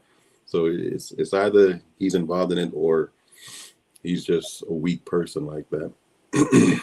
Or he has a weak spot for them that, you know, he cannot just get over, you know. But here, let's continue. Hero worship. Yeah, hero worship, indeed, definitely. And it wasn't like, oh, I could see the future. No, it's more about a feeling you get of what needs to be said in the present to warn our people in the future. And that's how this book was written. And that's what guides us today. Here's what was written back in 2009, starting from 1994. In this particular lesson, we must never forget that on our quest to establish hip hop as an autonomous, self-governed community of peace and prosperity, there shall be some who shall consciously and unconsciously seek our demise. Be prepared. They will criticize and even slander your leaders and teachers in their own mass media campaigns. Now stop. This line was written in the 90s when there was no slander, when it was none of that. This is beforehand. This is what you get before the problems and the challenges and the pressures come. They will criticize and even slander your leaders and teachers in their own mass media campaigns. But we must never believe the words of those that have first betrayed the principles of our society or wish to exploit our resources or enslave our children. We must never accept the judgments of those outside of our movement over the words of a true hip-hopper who has committed his or her life to our movement. Let us not be so quick to degrade or abandon our leadership if they stumble and or fall. Let us be even quicker to protect them, lift them up and dust them off with the principles that we have established for ourselves. Reprimand, yes, but never abandon. Question, yeah, but never disrespect. Be loyal. Such is the seat of all political power. And this is what I was explaining earlier today in the actual lecture, how other communities, their leaders may do some of the most outrageous things, but they're still the leader. You can debate the leadership. You can criticize. You can discuss. You can.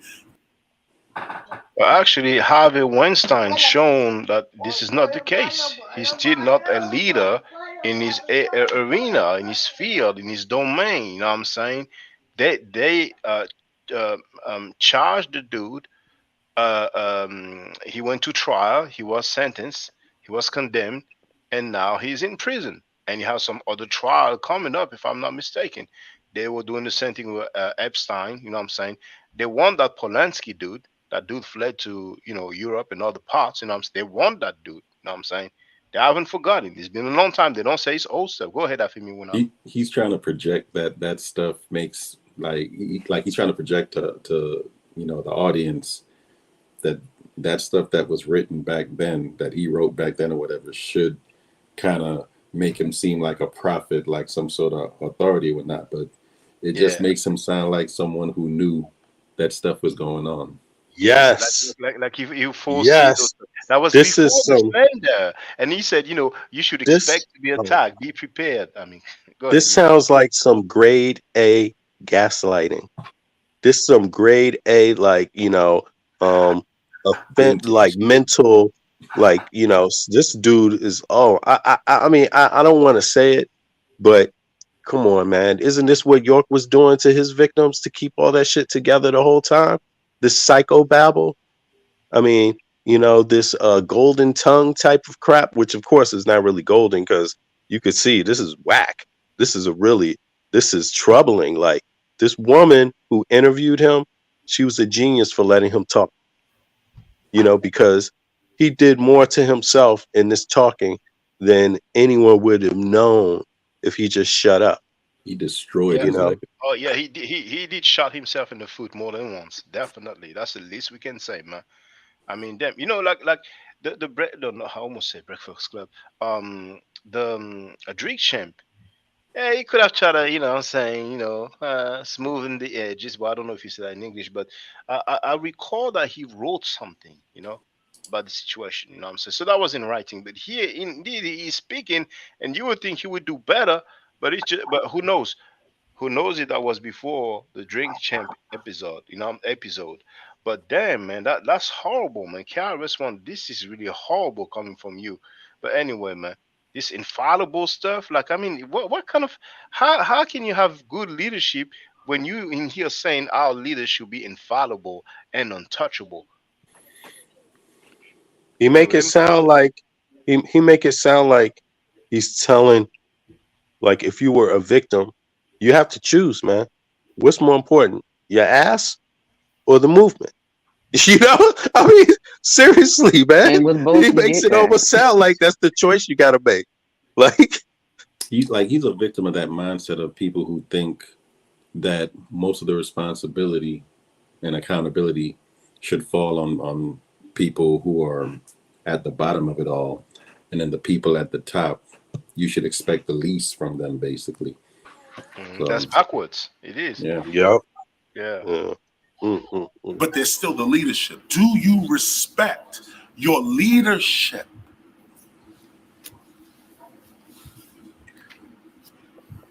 Every true hip hopper is responsible for hip hop. Every true hip hopper is responsible for hip hop and for its culture. This includes hip hop's elements, hip hop's history, and hip hop's leadership as well. We are all responsible for each other, including the conduct of our leadership. We hip hoppers must do everything in our power to keep our leadership honest and focused. If they fail, it is because we have failed. That's just so horrible. If the leaders gaslighting fail, again. If the leaders fail, it's because we, the hip hoppers, have failed. I mean, it is indeed a cult. It is indeed a cult that is running. That's what you tell your prostitutes. The pimp says that to the hoes on the street all the time.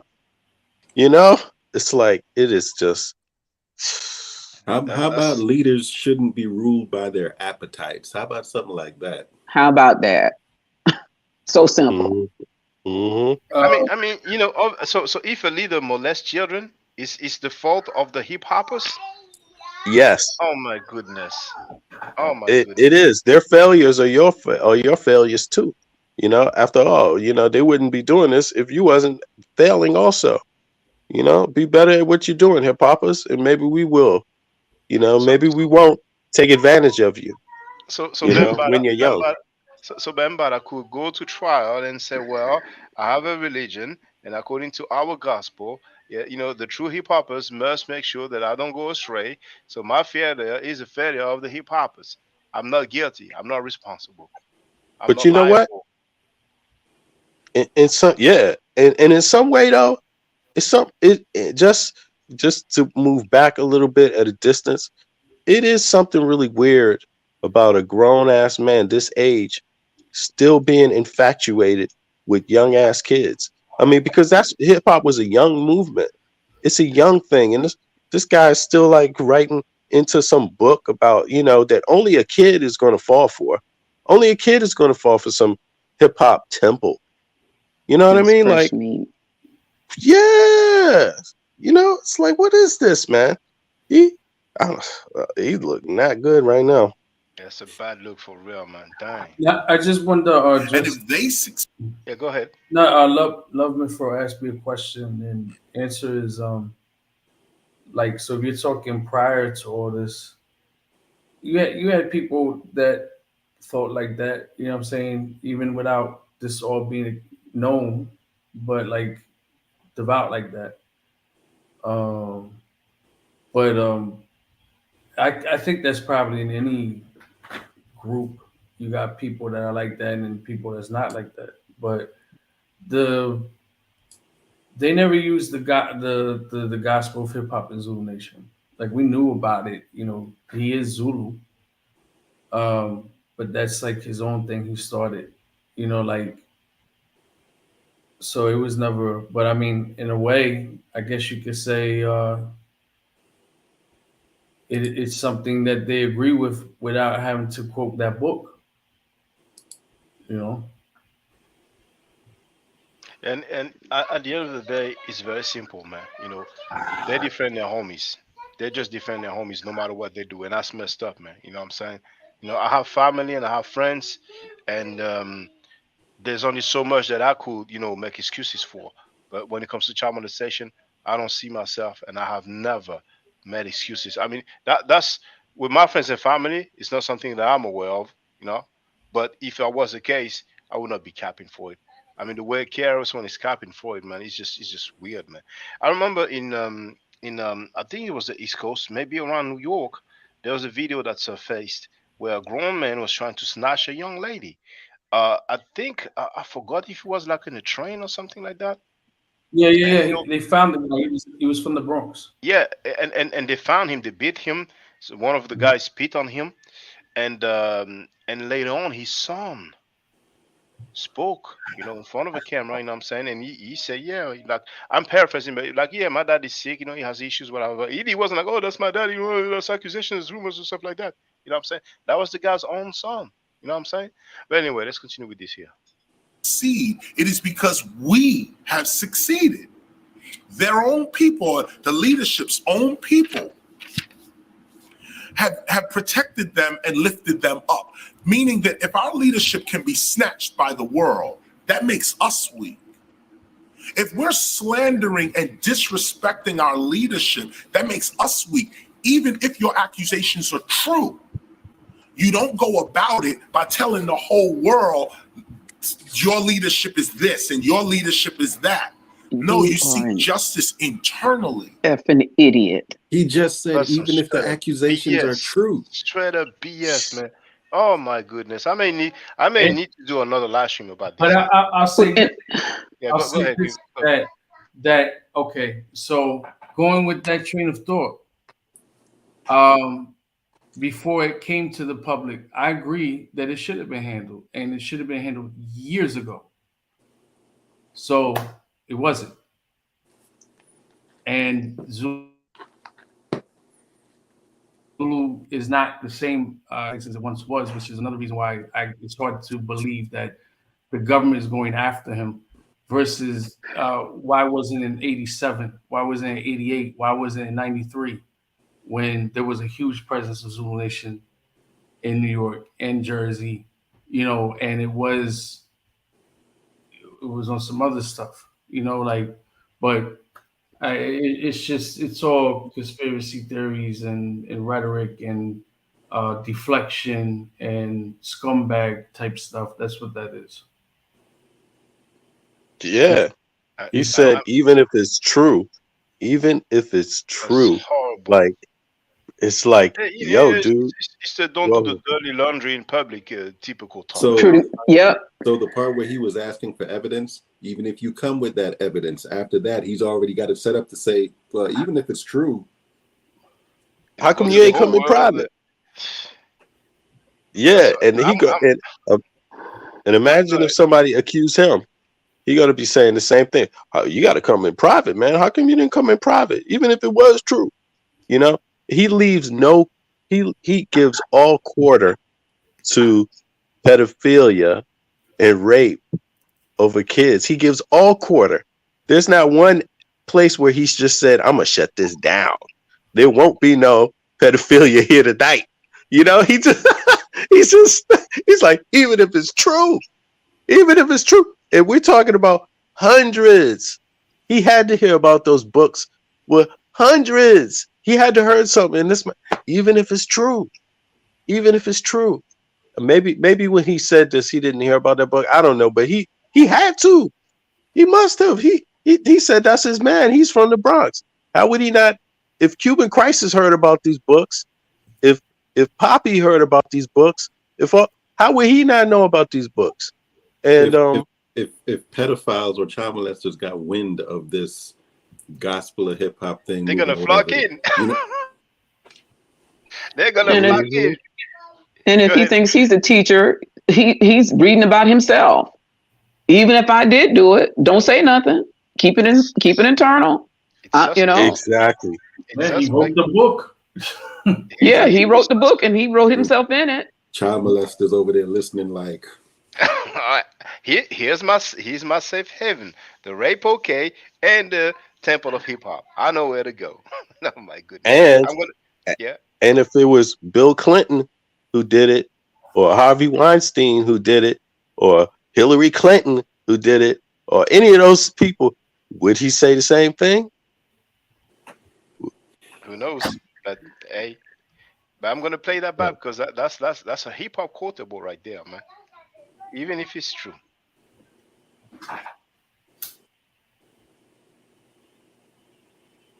Ship's own people and focused, including the conduct of our leadership. Hip hop's history and hip hop's leadership is responsible.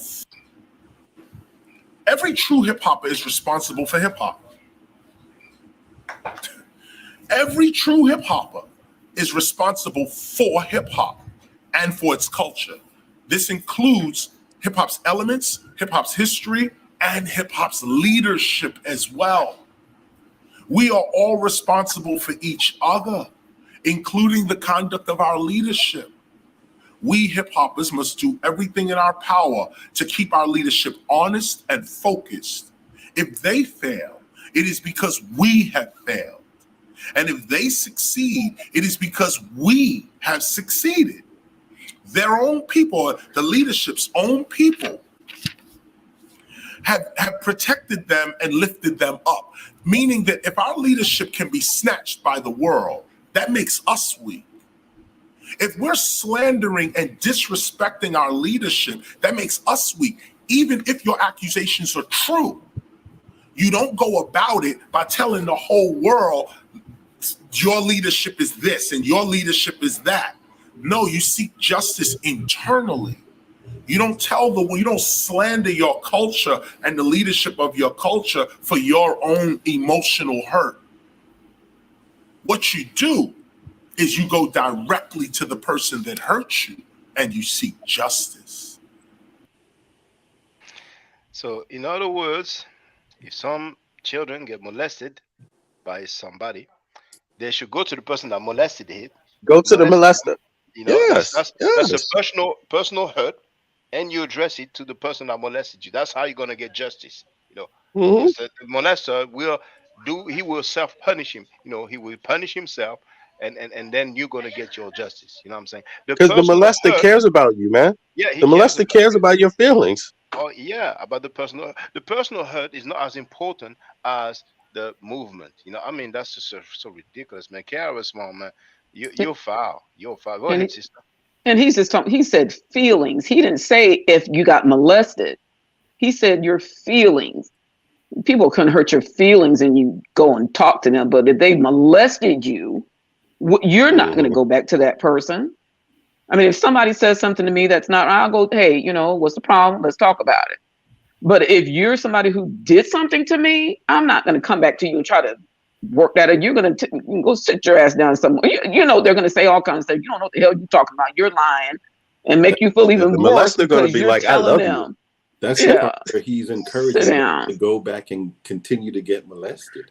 Exactly. I didn't do that because I did that because I love you. Oh my gosh. Oh my gosh. Yeah, I've never heard of this guy until this year either. I didn't even know who the heck he was either. And yeah, the child Sabir. molester is gonna be like the child molester is gonna that's Sabir is pumping that guy's music. You know what I'm saying? Proud. That was Sabir, yeah. Not in his head, but he's not the only one. You know, many people do have some consideration for KRS-One, but the child molester is gonna be. Let's talk about it. Yeah, yes, he's come to my house. Let's talk about it. So I hurt you last time, but this this time I won't guy, hurt you. You know, I'll hurt you less. Go ahead. this guy has a group where he's encouraging molested children to return to their molesters. Ooh. Oh, yeah. I'm about to get FBA on you too, because where's his descendant from? Ain't he a Jamaican descent?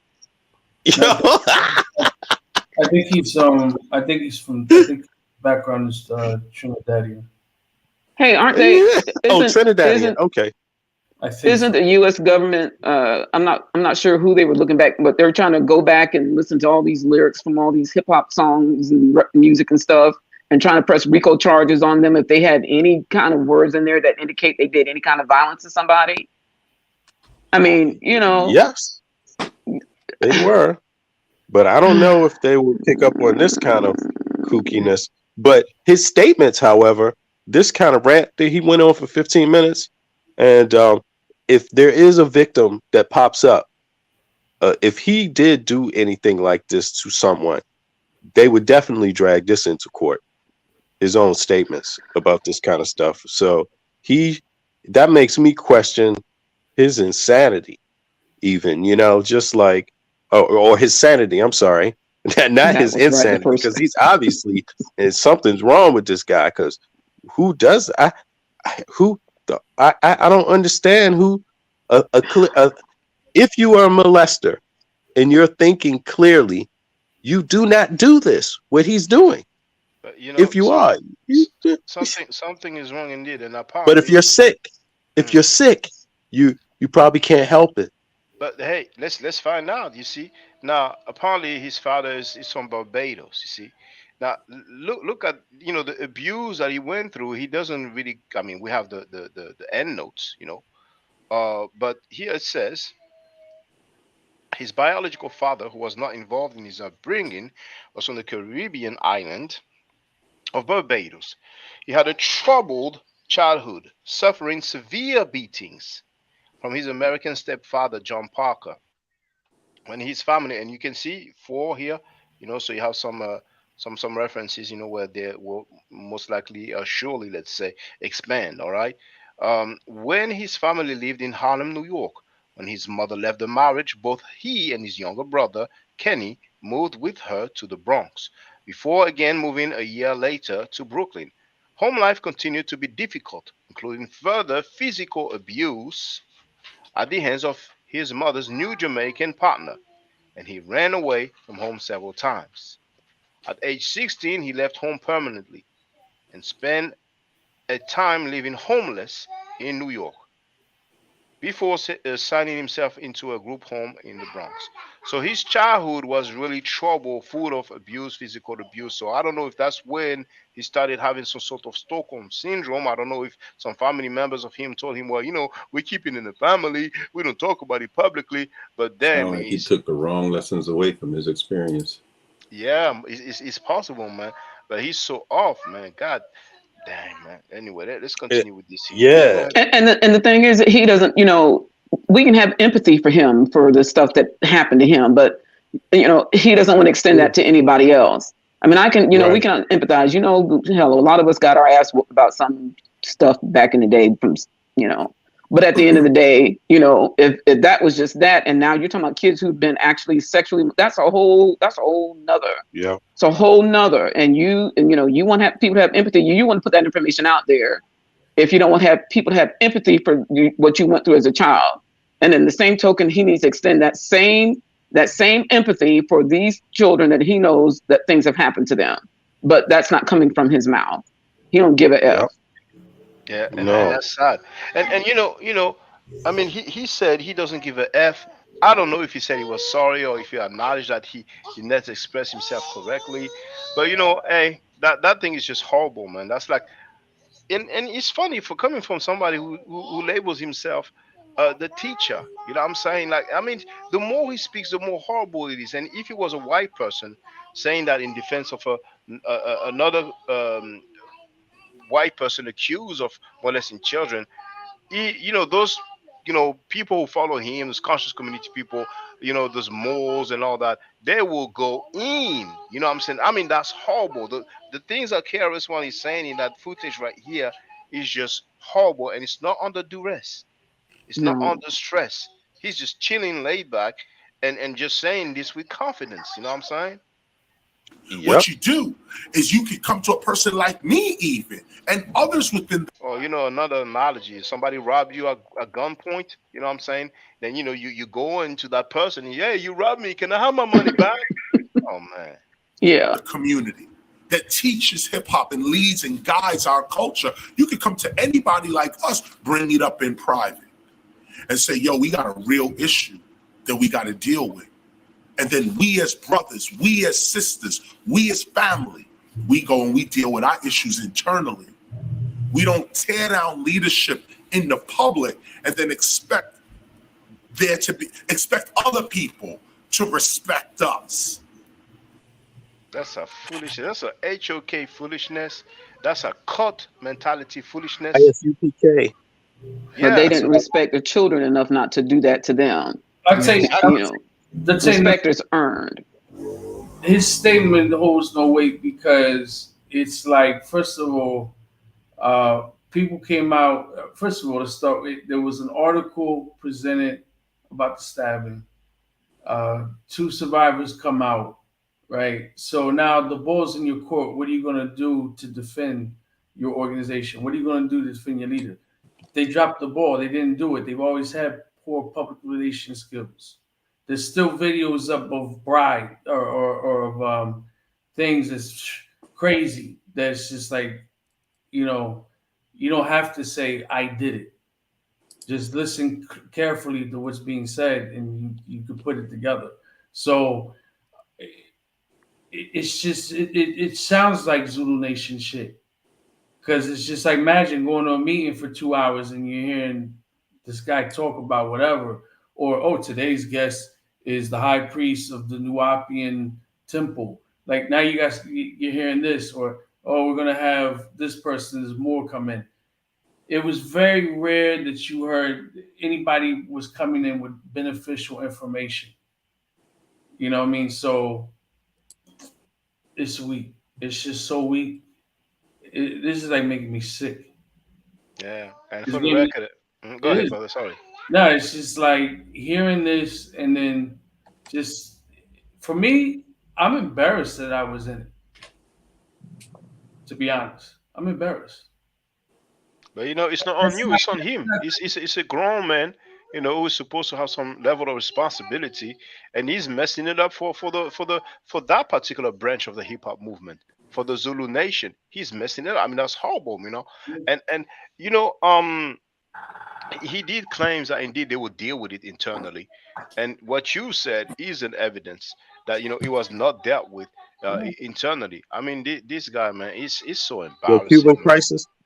You don't be embarrassed, man, because the difference between you is when you came to start noticing things like this, you separated yourself from it. You spoke out against it. But yo, to be honest with you, there's literally people that are so infatuated with the concept of hip hop and these rappers like KRS-One, today grown men, that if they hear all of these accusations, they hear all of this stuff, they even hear these comments that KRS make, and they don't even have the nerve to speak up and just say something's real wrong with what he's saying.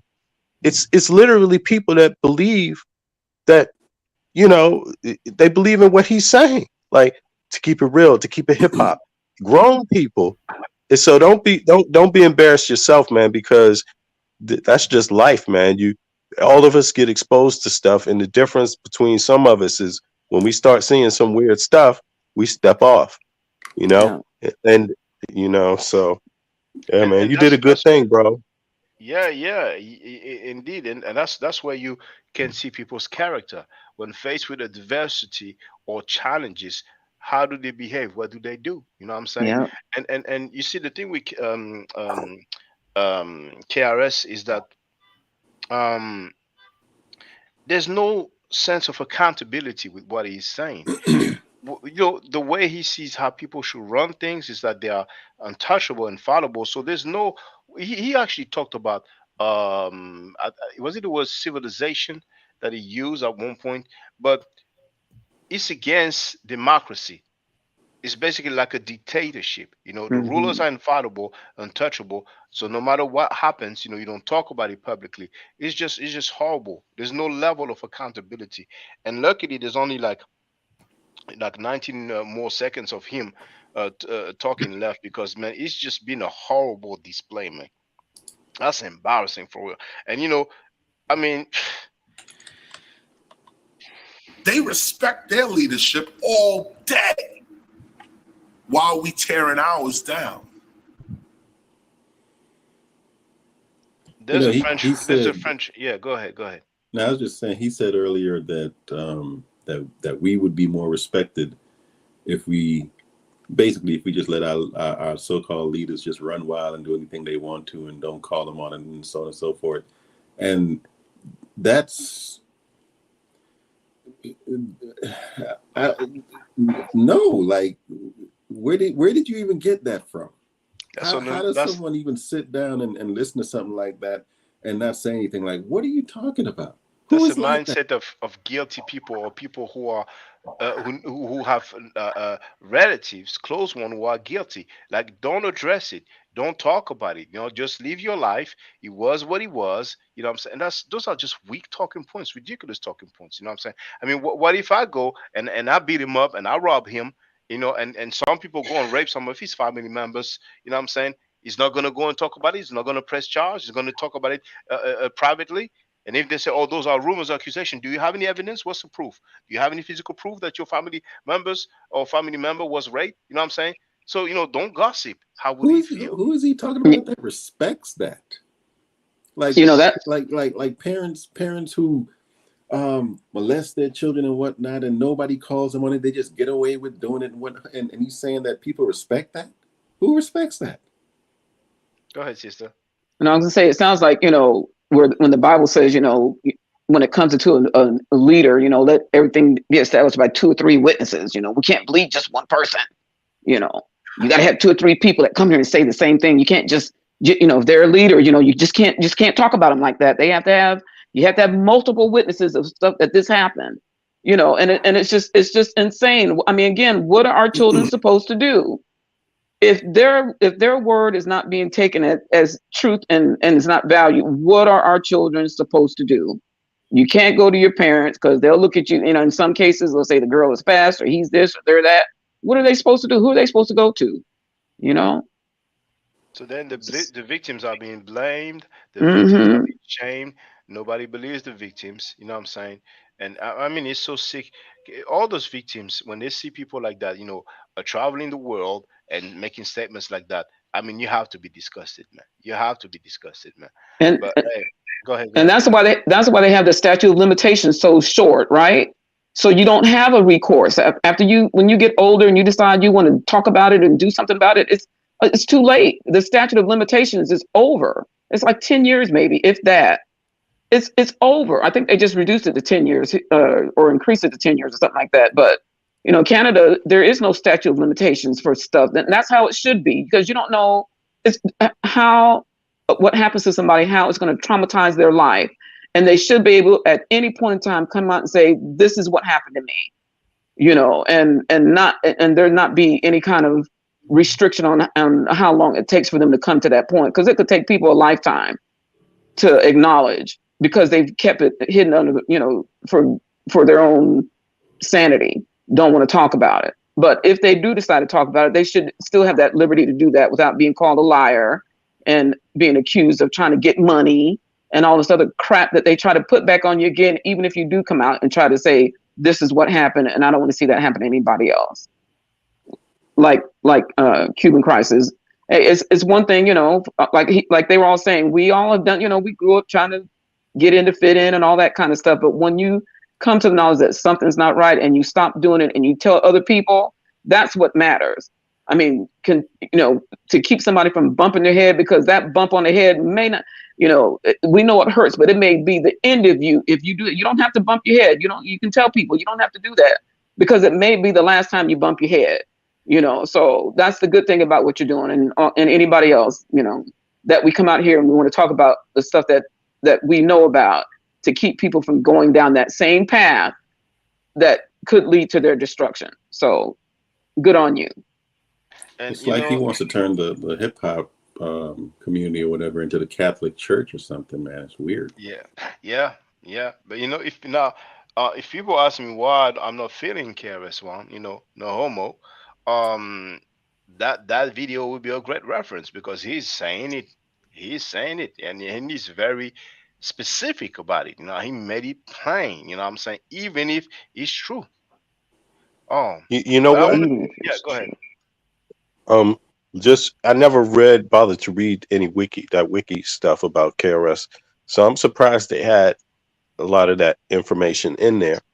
But I mean, just from his own comments, you know, about Bambaataa and this whole, you know, defense of Bambaataa, and then, you know, trying to capsulate it inside of the hip hop bubble and all of that, you know, leadership and, you know, the movement and, you know, infallible, protected, you know, all of these things. And then reading the wiki thing, I mean, I have no doubt. I mean, there's some things that kind of crystallize a little more for me. And that is, this is a grown ass man that seems to like young ass kid shit, you know, like, you know, popping, breakdancing, things that people do when they're young, you know. And don't get me wrong, a lot of people rap, but you don't go to hip hop rap school unless you're young. You know, you don't, nobody has to teach you how to rap unless you somehow are caught up with this idea that, you know, there's a technical way you rap and someone has to teach you, and you know, this kind of stuff. Like, I just see that and some other really, like, you know, when you hear him speak, so he sounds so fluent. He sounds so fluent when he speaks, you know, like you said, it just comes off his tongue and he just speaks so easily about the way that he speaks. And then when I hear that troubled childhood, you know, this to me seemed like a man who's in a lot of trouble, got a lot of anguish, like looking at his face when he's speaking, his body language. Like, I don't buy none of it, man. This seems like a really troubled person, you know, and I do have empathy for him, but we know that there's a lot of people that go through things that are young, and some of them turn out to be people that hurt others. You know, they just lose all empathy for the world and just become monsters, yo. And when I see KRS, I just get this vibe, like monster vibe. Like, I don't want to know nothing about him, anything about family, nothing. And of course, if I'm wrong, I'm wrong, yo. But I'm not the rapper out there. I'm not a rapper presenting myself to the public for 20 years. You know, I used to be a fan of this guy. So, but now when I mean, a real fan, I love BDP. I love the music. I was grooving to that shit down in DC as a kid, along with a lot of other rap music. You know what I'm saying? So I don't have anything against rap or hip hop or any of that. But to this seems like a troubled man. Like, so I just, man, I don't know where it's going to go, but it don't seem like it's going to go anywhere good. You know, before I finish, I was just want to say that I've changed the title. Now the title of this stream is Gaga Goo Goo Scholarship and KRS-One copying for Afrika Bambaataa. I'll be surprised to see KRS-One's response if we ask him, what do you think about the Dalai Lama asking the boy to suck his tongue? And what do you think about child molest, about Malachi York and his sentencing? You know what I'm saying? I think he's going to come up with some crazy answers. But I want to thank everybody. Cuban Crisis, thank you for your testimony about what you've been through, you know, within the Zulu Nation, Universal Zulu Nation. I want to thank Afemi Wunaum. I want to thank V. Bennett and Sister Andrew Brunet. It's been close to 4 hours, so I want to spend time with the family right now. I appreciate the support. Everybody in the chat, thank you very much. I mean, you know, fighting against child molestation is a noble cause, no matter what they say. Yep. They cannot talk their way out of it. It's a noble cause. So thank you for the support worldwide. I appreciate it. Stay safe, stay healthy. If I'm allowed to by the nature, I will definitely holler back at you. I don't argue, I said facts. If you're not part of the solution, you're part of the problem. Do I to do a nature Hotep? Nice. Now, for the record, for those who don't know, I'm giving middle nature classes. And here, that's the flyer. Okay? So, those who are interested, feel free to holler at me. If you're not interested, it's cool. But I recommend that everybody who has not yet seen the video Kemet and Ma'at before Judaism, Christianity, and Islam, then watch it. It has about 300,000 views and really deserves to have a lot more. I just want to let everyone know who's listening in now and who's going to listen to this stream in the future. I just had my first Meta Nature class by Brother Shaka today, and I've had other Meta Nature lessons by other teachers, and I can tell you right now, the brother is the best in the game. He is that was one of the best classes I've ever had ever. So if you're interested in learning the Meta Nature, if you're interested in getting the basics of it, Brother Shaka is an awesome teacher. Get with him, and it's extremely affordable. This brother is giving us his time and his skills, and he's basically giving it away. I mean, I just consider it a donation. You know what I'm saying? So if anybody is interested in learning the Meta Nature, get with this brother right here. He's an awesome, awesome, awesome teacher. And I'll end with that. Hotep Senu, Hena Senut. This is Julie, also known as Servant of Yah, and I'm currently taking the Medu Neture classes with Brother Shaka, and it has been an amazing experience. Only 2 lessons so far, and I feel like I've been taking the classes for months, just with the how in depth he goes into the vocabulary words, the construction of the language, the grammar. It's been immeasurable, the experience. And one thing that comes across, hands down, is his extreme passion for teaching this to anyone who is willing to learn and has an interest in learning. So I highly suggest, if you are interested, even a minimal interest, that you subscribe to the classes with Brother Shaka. It's such a nominal amount for how much you get. I know, like, our last class was over 2.5 hours. It felt like 2 minutes, but because that's how, involved you are in what he's teaching and how he teaches and how compassionate he is about what he teaches.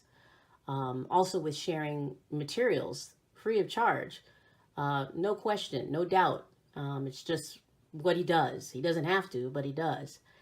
And so I just wanted to give a short testimonial about the class and the effectiveness of the class. And all of that is attested to how studied Brother Shaka is. So I highly recommend anyone with a minimal interest that you do sign up for the Medu Neture class. Hotep. Don't forget to subscribe to my channel, which is Ma'at Forever. Don't forget to watch the video entitled Kemet and Ma'at. Don't forget to share Kemet and Ma'at or my channel on Twitter, Facebook, Instagram, WhatsApp, or other social media that you use. Email, text messages, you name it. Those who wish to donate can do so on paypal.me/Ma'at Forever.